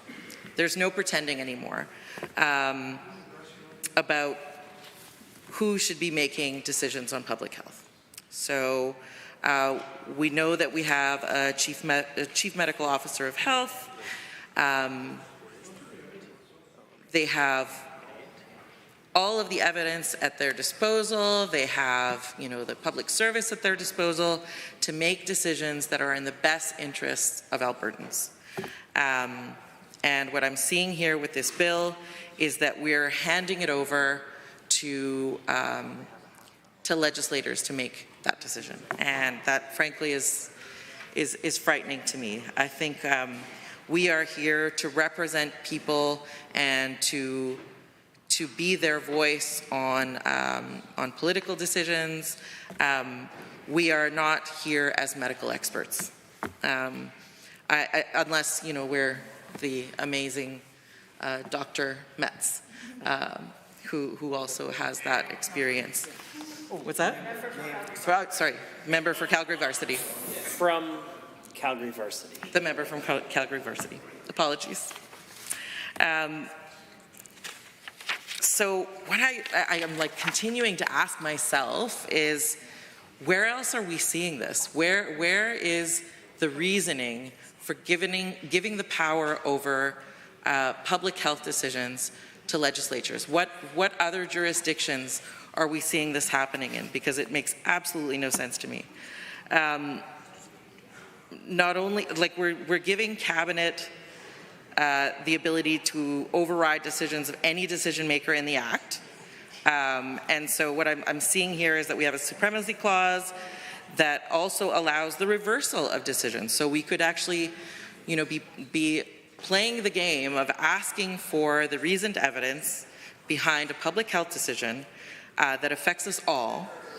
And now we're putting in a reversal, like the supremacy clause that allows for the reversal of these decisions by the Chief Medical Officer of Health, the Deputy Chief Medical Officer of Health, the Appeals Board, inspectors, directors, and even the ministers. So I guess what I'm wondering is, should the government be able to override the decisions of the Chief Medical Officer of Health? Should they be able to override the Appeals Board? Should they be able to override the decisions of the folks that we've entrusted to get the education, to get the expertise to make these decisions? Should this all be decided behind closed doors and not by the people that we are entrusting to take care of the public? I'm just curious, like, where we would see this ever being necessary. I'm thinking about the pandemic, masking, you know, the ability to make decisions around quarantine. Do I want that in the hands of someone who is elected or who has a political interest? No, I want that in the hands of someone who has the expertise, has the experience and education to help make the best decisions for the public. Time. The honourable member for Calgary Elbow has risen. Thank you, Mr. Speaker. I'm pleased to join the debate here on Bill 6, the Public Health Amendment Act. I want to tell a personal story about how this pandemic has impacted my family. And I want to talk a little bit about my reliance on public health to work so that I can keep my family safe. Because the pandemic, as all members of this House are, I'm sure, 100% aware, it's like a tornado. It left some houses completely untouched and completely flattened others. And by no means was my household more the worst impacted, but this is a fact that continues to impact what's going on in my family today. My daughter is an extremely high-performing teenager. In 2000, when the pandemic opened, she received an award in her junior high school for Student of the Year. She won, as a grade 7 student, won a math contest that incorporated the entire school from 7 to 9. She's, thank you. She's a lovely girl. And in 2020, that's when I came home from a company ski trip and felt the sniffles. This was in early March. And by late March, the entire household was ill, except for my youngest son, who was 10 years old at the time. And we got better eventually. It took us a long time, but she did not. And it took us about 6 months more to get a diagnosis of long COVID for her. And you know, one of the hurtful things about a long COVID diagnosis is that there are people who falsely believe that long COVID is a function of vaccine injury. And I guess that my child is kind of in a, you know, as being possibly one of the longest long COVID pediatric patients in the world right now, could not possibly have been injured by vaccines because vaccines were not available when she got sick. The impact of this disease on her has been absolutely devastating.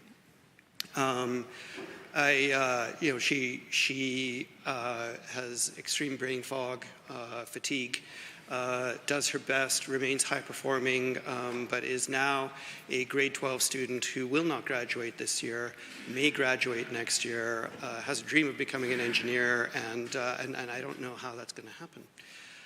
Because it is not possible for her to attend school with any sort of regularity. I took my son out for a run, and of course parents know that the best way to have difficult conversations with your children is to get them out of the house and have them in an environment where they can't run away or squirm away or avoid attention.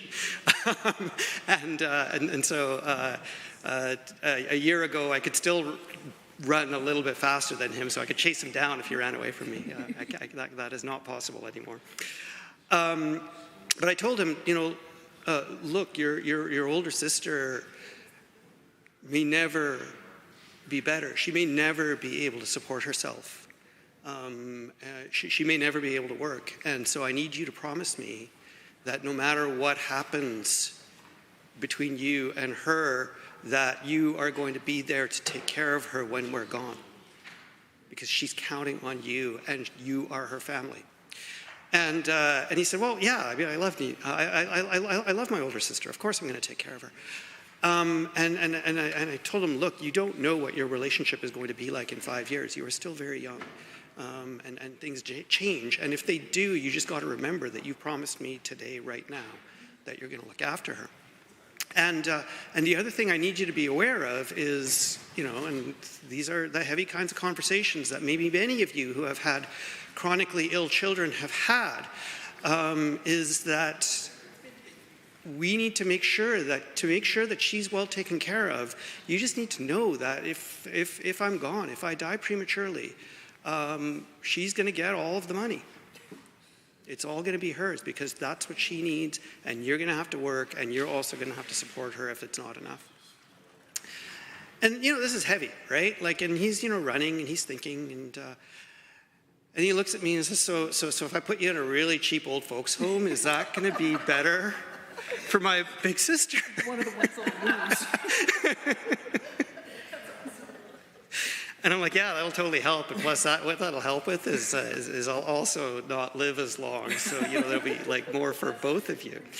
It just it gave me some heart, and it gave me a little bit of warmth that she's going to have people that take care of her, and I want to be one of those people that take care of her. I am responsible for her getting sick because I was the one that brought the disease home into our household, and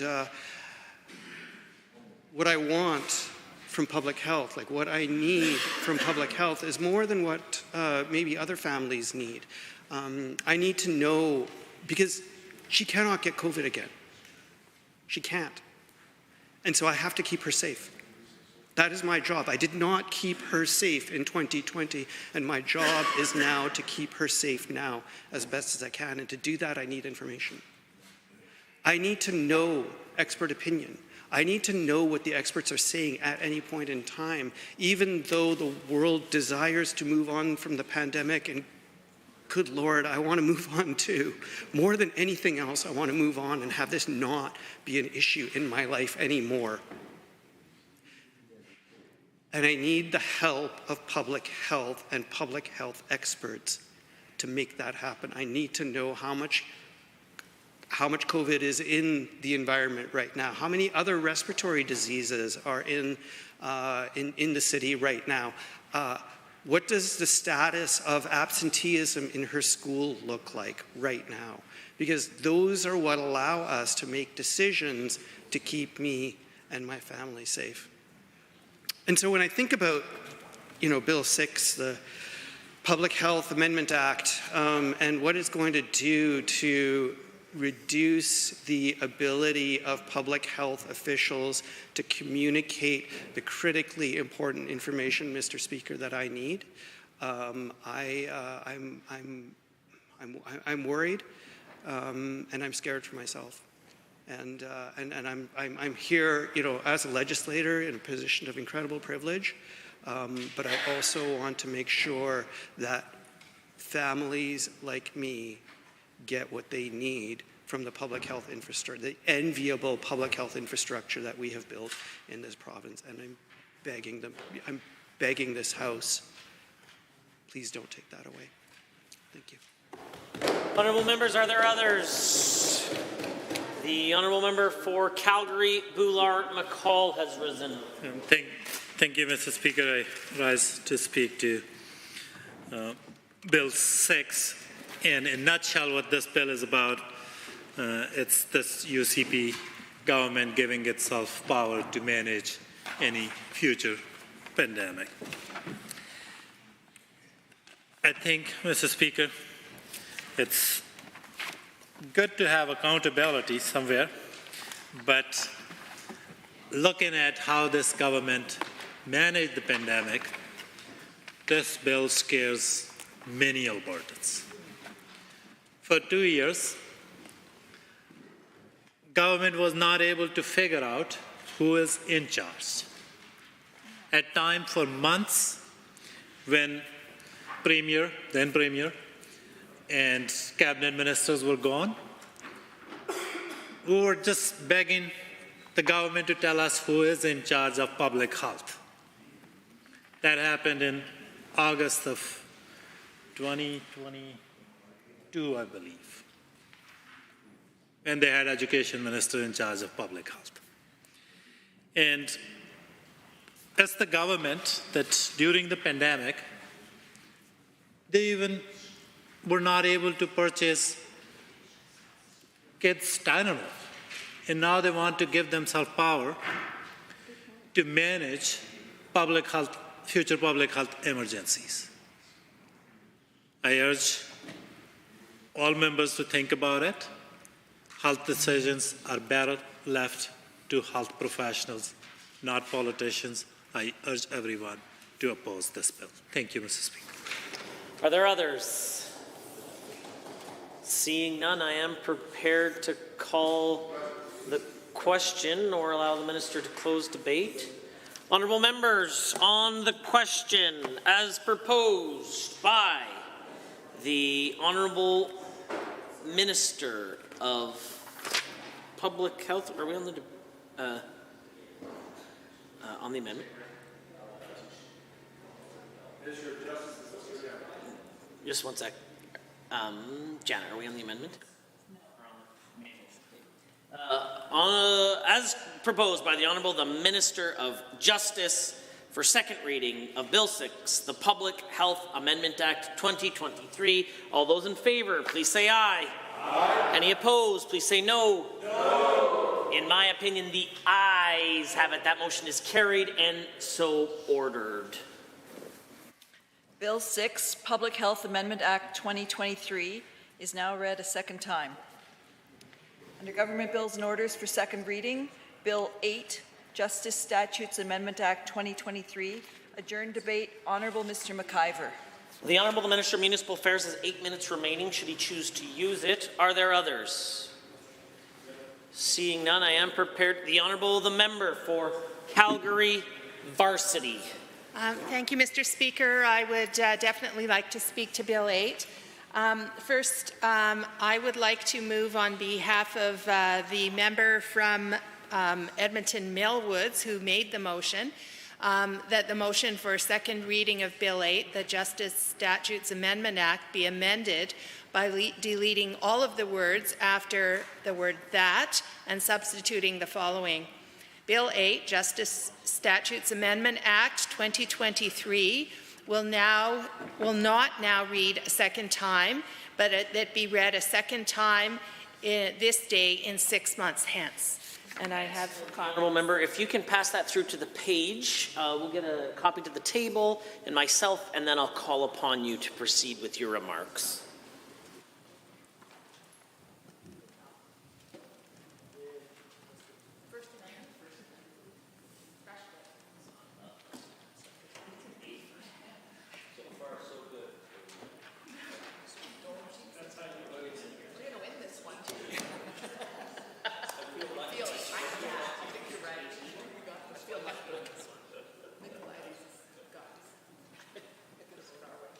Honourable members, this amendment will be referred to as HA1. The Honourable Member for Calgary Varsity has the call. Thank you very much, Mr. Speaker. The reason that I wish to move on this amendment is because I really feel that we need more time to think about what it means to lose the limits on gifts. Specifically, I want to caution against removing this $200 limit. There's huge danger in allowing gifts to MLAs, and I offer up my experience of watching right through the entire opioid crisis, which in very large part proceeded because of gifts. We all know of the opioid crisis. We also know of the very sad role that some physicians played in this crisis. And indeed, we have Bill 3, which we've also been debating, where we're joining a lawsuit against pharma and others to recover the costs in the Healthcare Cost Recovery Amendment Act. This really relates to the methods used by the pharmaceutical industry to incentivize physician prescribing. So prescription opioids are often a gateway to illicit drug use. Prescription opioids have been involved in about 1/3 of opioid overdose deaths, and pharma is now being held to account for that. But remember, they're the ones that paid what we might call bribes. Doctors were unwittingly, or maybe not so, accepted them. First, let me say that this pharmaceutical spending works. In a 2019 report, the pharmaceutical industry had been spending about $30 billion every year on marketing. 2/3 of that was marketing to physicians. It went to persuading doctors for the benefits of prescribing their medications. They largely did this through sales reps who went direct to offices and had face-to-face visits, by feeding and offering swag, and by payments for speeches, food and beverages, travel, and hosting education events. They even marketed Find a Doctor. Now, maybe that might help us here right now in Alberta, but they were, of course, channeling patients towards the doctors that prescribed their drugs. The representatives misled the medical professionals about the abuse potential of drugs like OxyContin. During the period 2000 to 2015, opioid prescriptions and overdose deaths quadrupled. This was due to marketing. Those who prescribed particularly large amounts of opioids were the most likely to be paid at all, and the top 25 percentile of prescribers got 72% of the payments. Were doctors directly bribed? No, everything was legal. 54% of the doctors who prescribed to Medicare patients prescribed some form of opioids. And again, those that prescribed the most were paid the most by the pharmaceutical industry. So this cycle developed. Prescribe, your rep comes in, talks to you in the office, tells you this slanted and falsified information, particularly stating how these drugs have a very low abuse potential. You've got patients in pain, prescribe, then you get thanked, you go to their conferences, speaking engagements, you get paid it more and more, and the more enthusiastic you are by the number of prescriptions, and the more enthusiastically you speak, the more you get paid. More and more studies have shown that marketing direct to doctors impacts prescribing. It isn't only opioids, of course. Pharma would not be spending this money if it was not effective.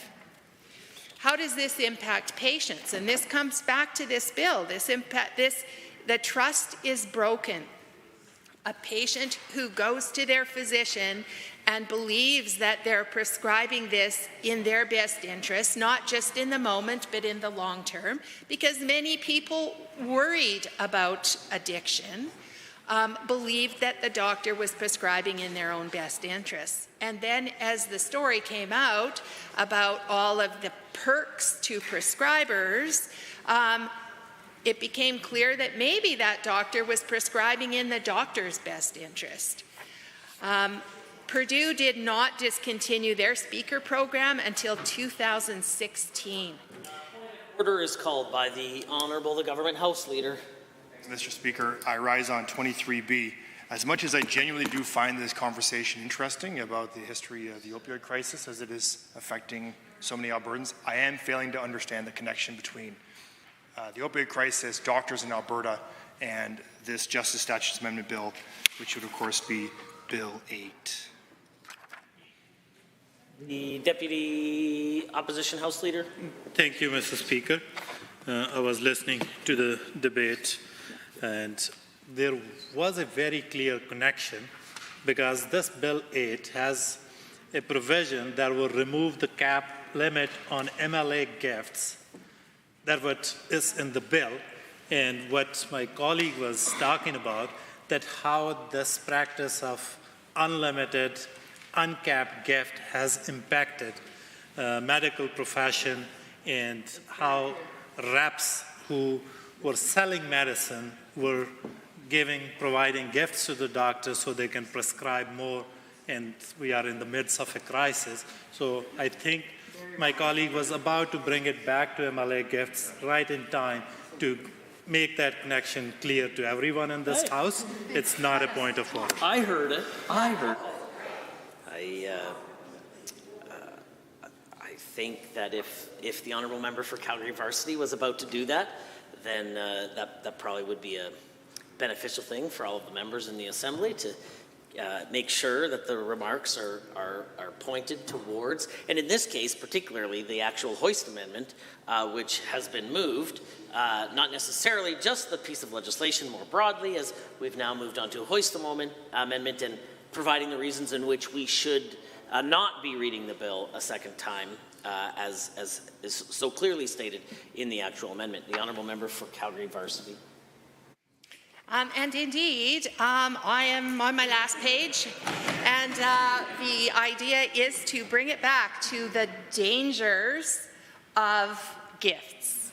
And the limitation on gifts is particularly challenging, and I do believe that we need to not go there, not lose the trust of the public, and not risk what can happen at first, perhaps unintentionally, by allowing these gifts. And so I will finish off here and state that it is the idea of unlimited gifts that I believe is the issue here.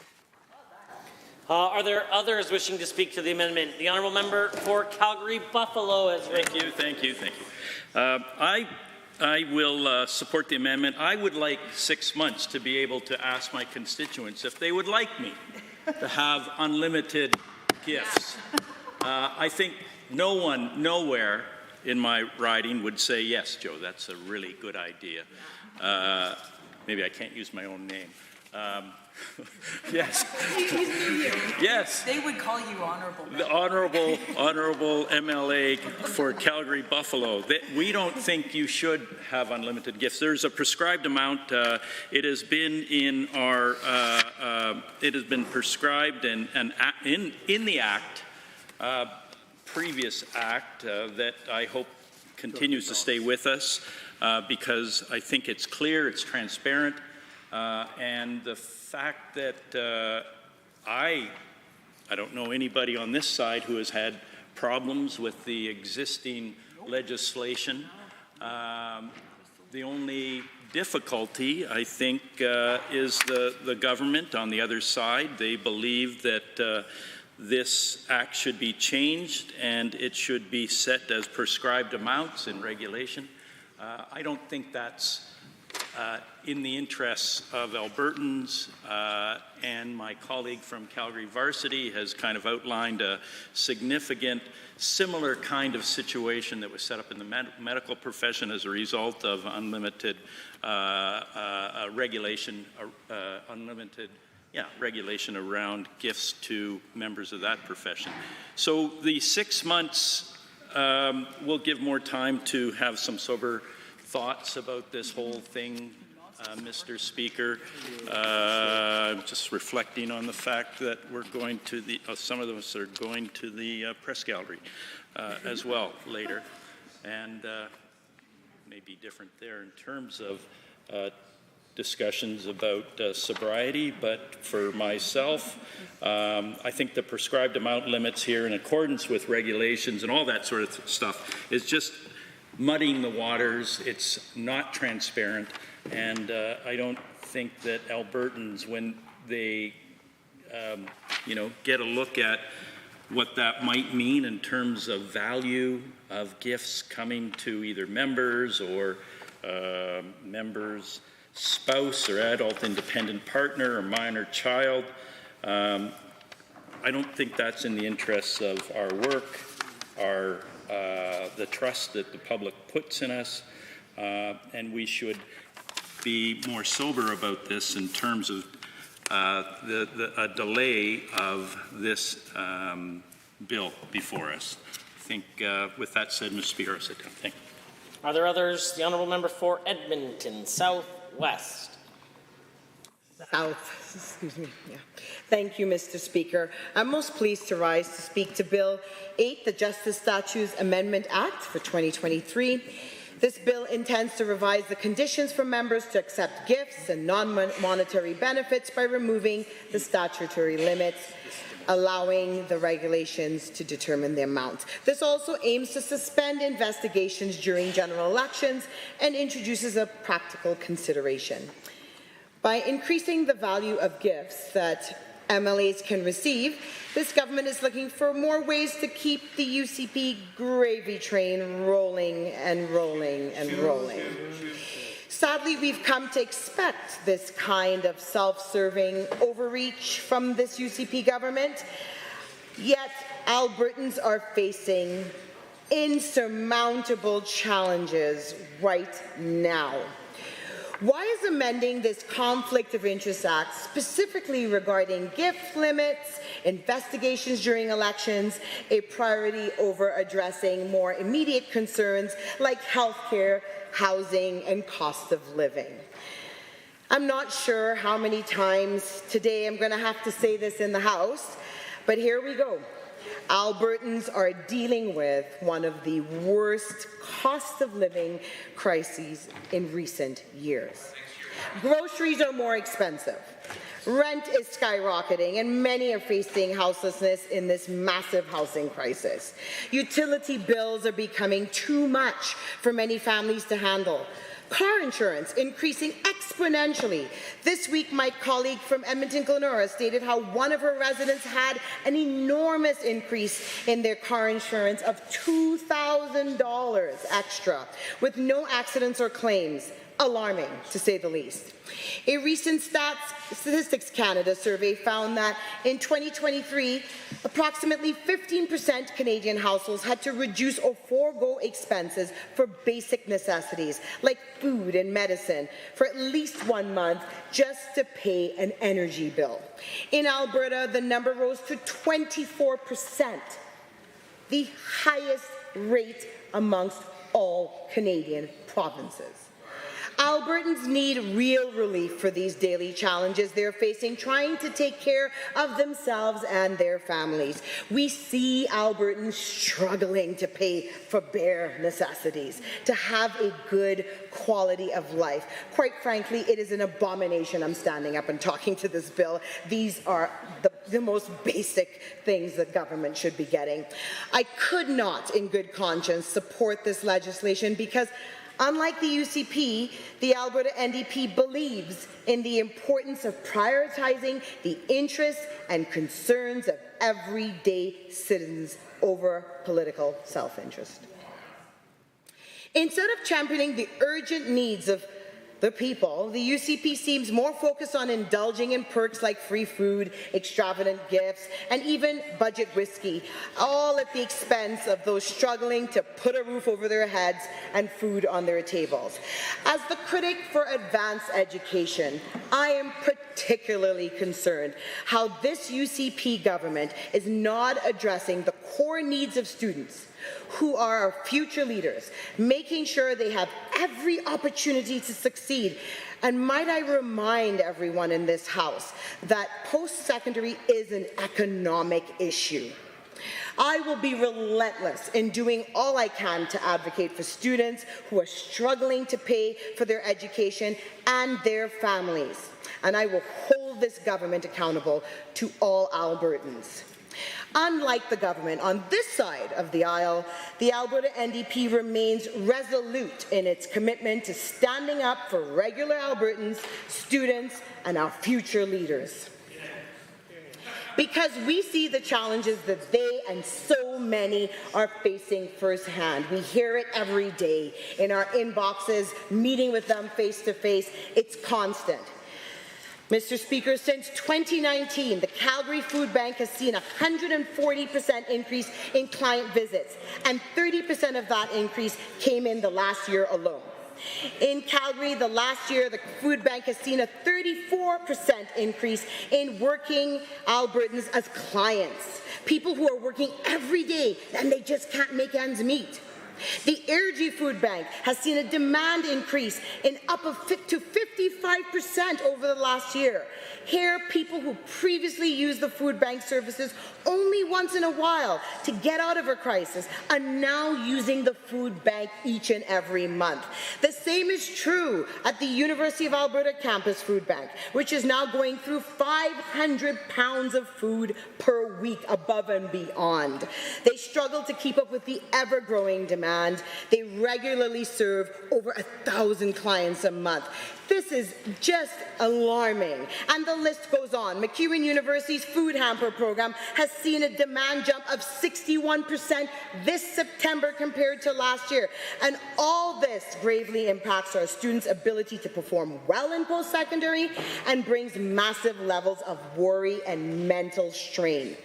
This UCP government has slashed funding to post-secondaries across the province, forcing many of these institutions to recoup operating costs through tuition. And while they've put a 2% cap in place for domestic students, which doesn't even account for inflation, by the way, tuition for international students remains unregulated.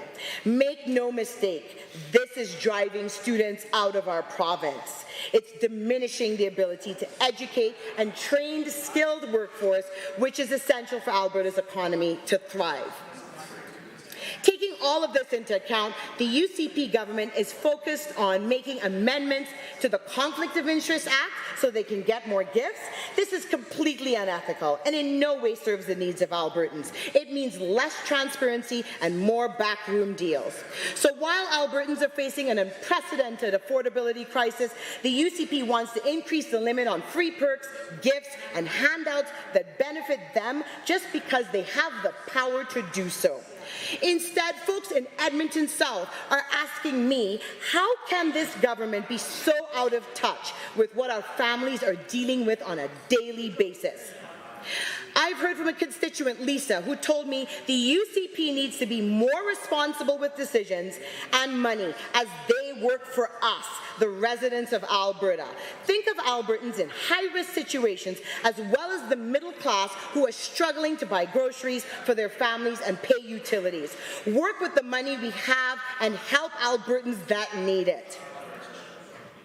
Look, I can't speak for the colleagues across the aisle, but I know the current gift limits are more than sufficient to act as the representative for my constituents. We've had the Premier who said this amendment is needed because current rules hamper her government's ability to meet people. Look, I'm not sure when standard meetings became ticketed events, but I would be happy to let members opposite know that it is perfectly easy to arrange stakeholder meetings outside of ticketed events. If they're really unable to coordinate in-person meetings without a fee, look, there's many options. Virtual meetings, they sure keep costs down. So you also don't need a present to secure a meeting. Bill 8 outlines how investigations by Ethics Commissioner would be suspended when the writ of elections are issued for potentially as long as the completion recounts, including legal appeals. While the minister recently said that he didn't believe this bill would keep potentially politically damaging information from voters, there's no doubt that this would hinder transparency. We have seen this government bend the rules surrounding ethics. Indeed, in May, the Alberta Ethics Commissioner found the Premier contravened the Conflict of Interest Act over a conversation she had with the Justice Minister about high-profile COVID-19 case, 11 days before the provincial election earlier next year. The Ethics Commissioner found that the purpose of this phone call was undoubtedly to influence a decision of the Crown and that the Premier discussing ongoing criminal case with an Attorney General is not acceptable. Suspending investigations during general elections is a clever tactic to evade accountability when it matters most. Do Albertans not have the right to know who it is they're potentially electing as leaders in this province? These challenges add another cart to the UCP gravy train and are another step backwards to the days of old when Conservatives and their friends got rich while everyone else suffered. For this and for so many reasons, I cannot support this shameful attempt from the UCP government to serve their own self-interest to the expense of Albertans. Thank you.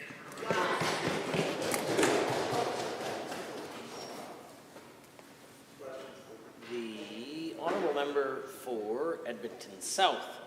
While I take no position on the passion and the content of your remarks, I do think that it's important, and just take the opportunity just to help all of the new parliamentarians, when an amendment has been moved before the Assembly, it's important that the remarks that are provided are in relation to the amendment that has been moved.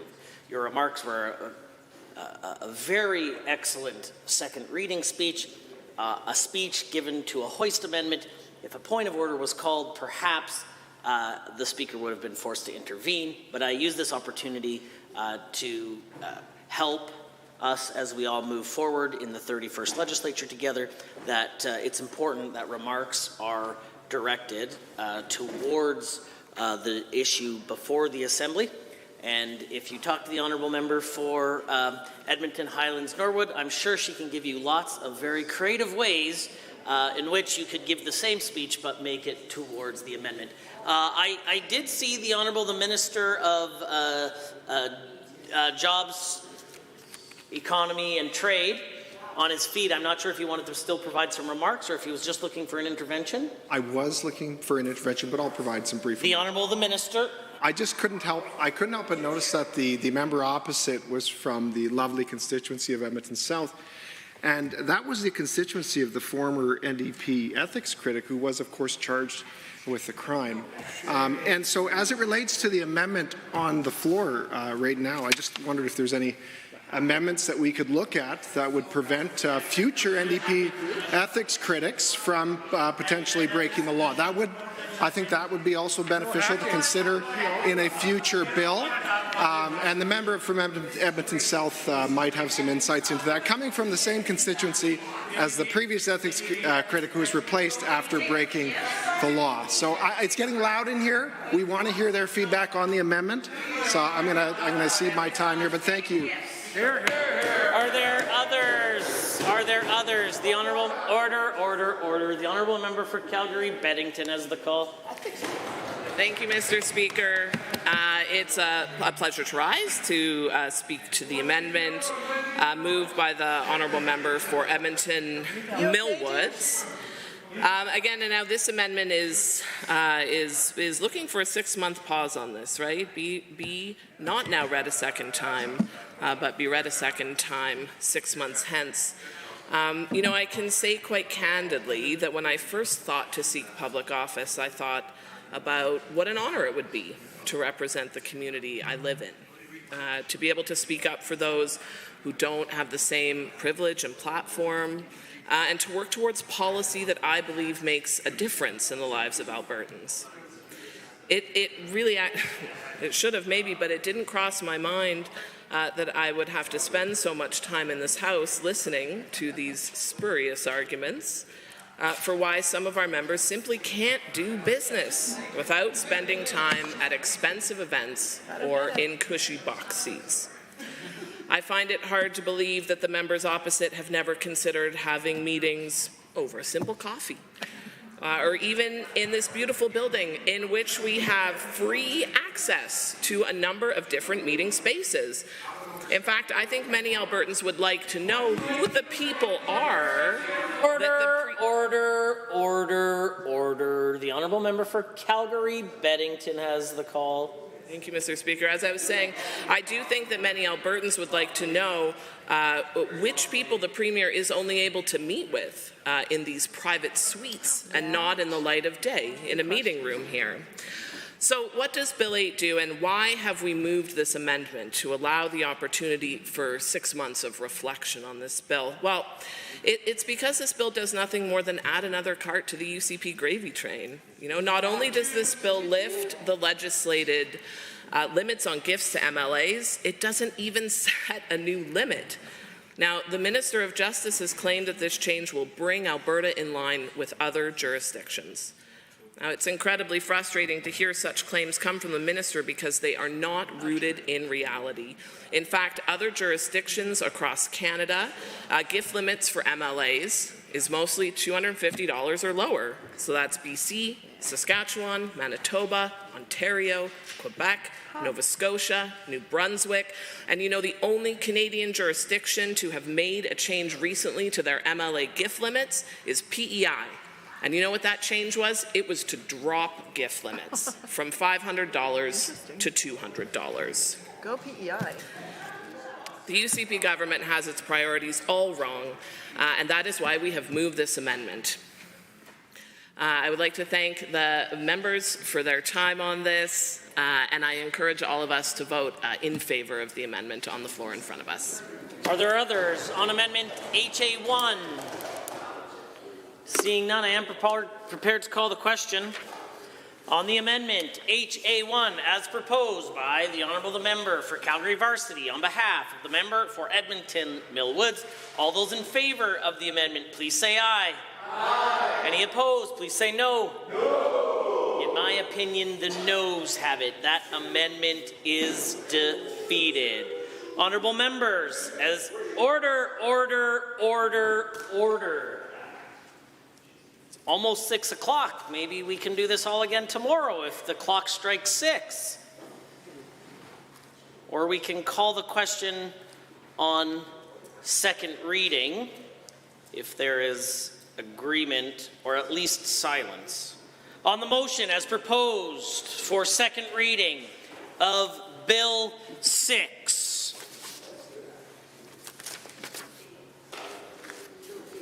Bill 8. The Justice Statutes Amendment Act 2023.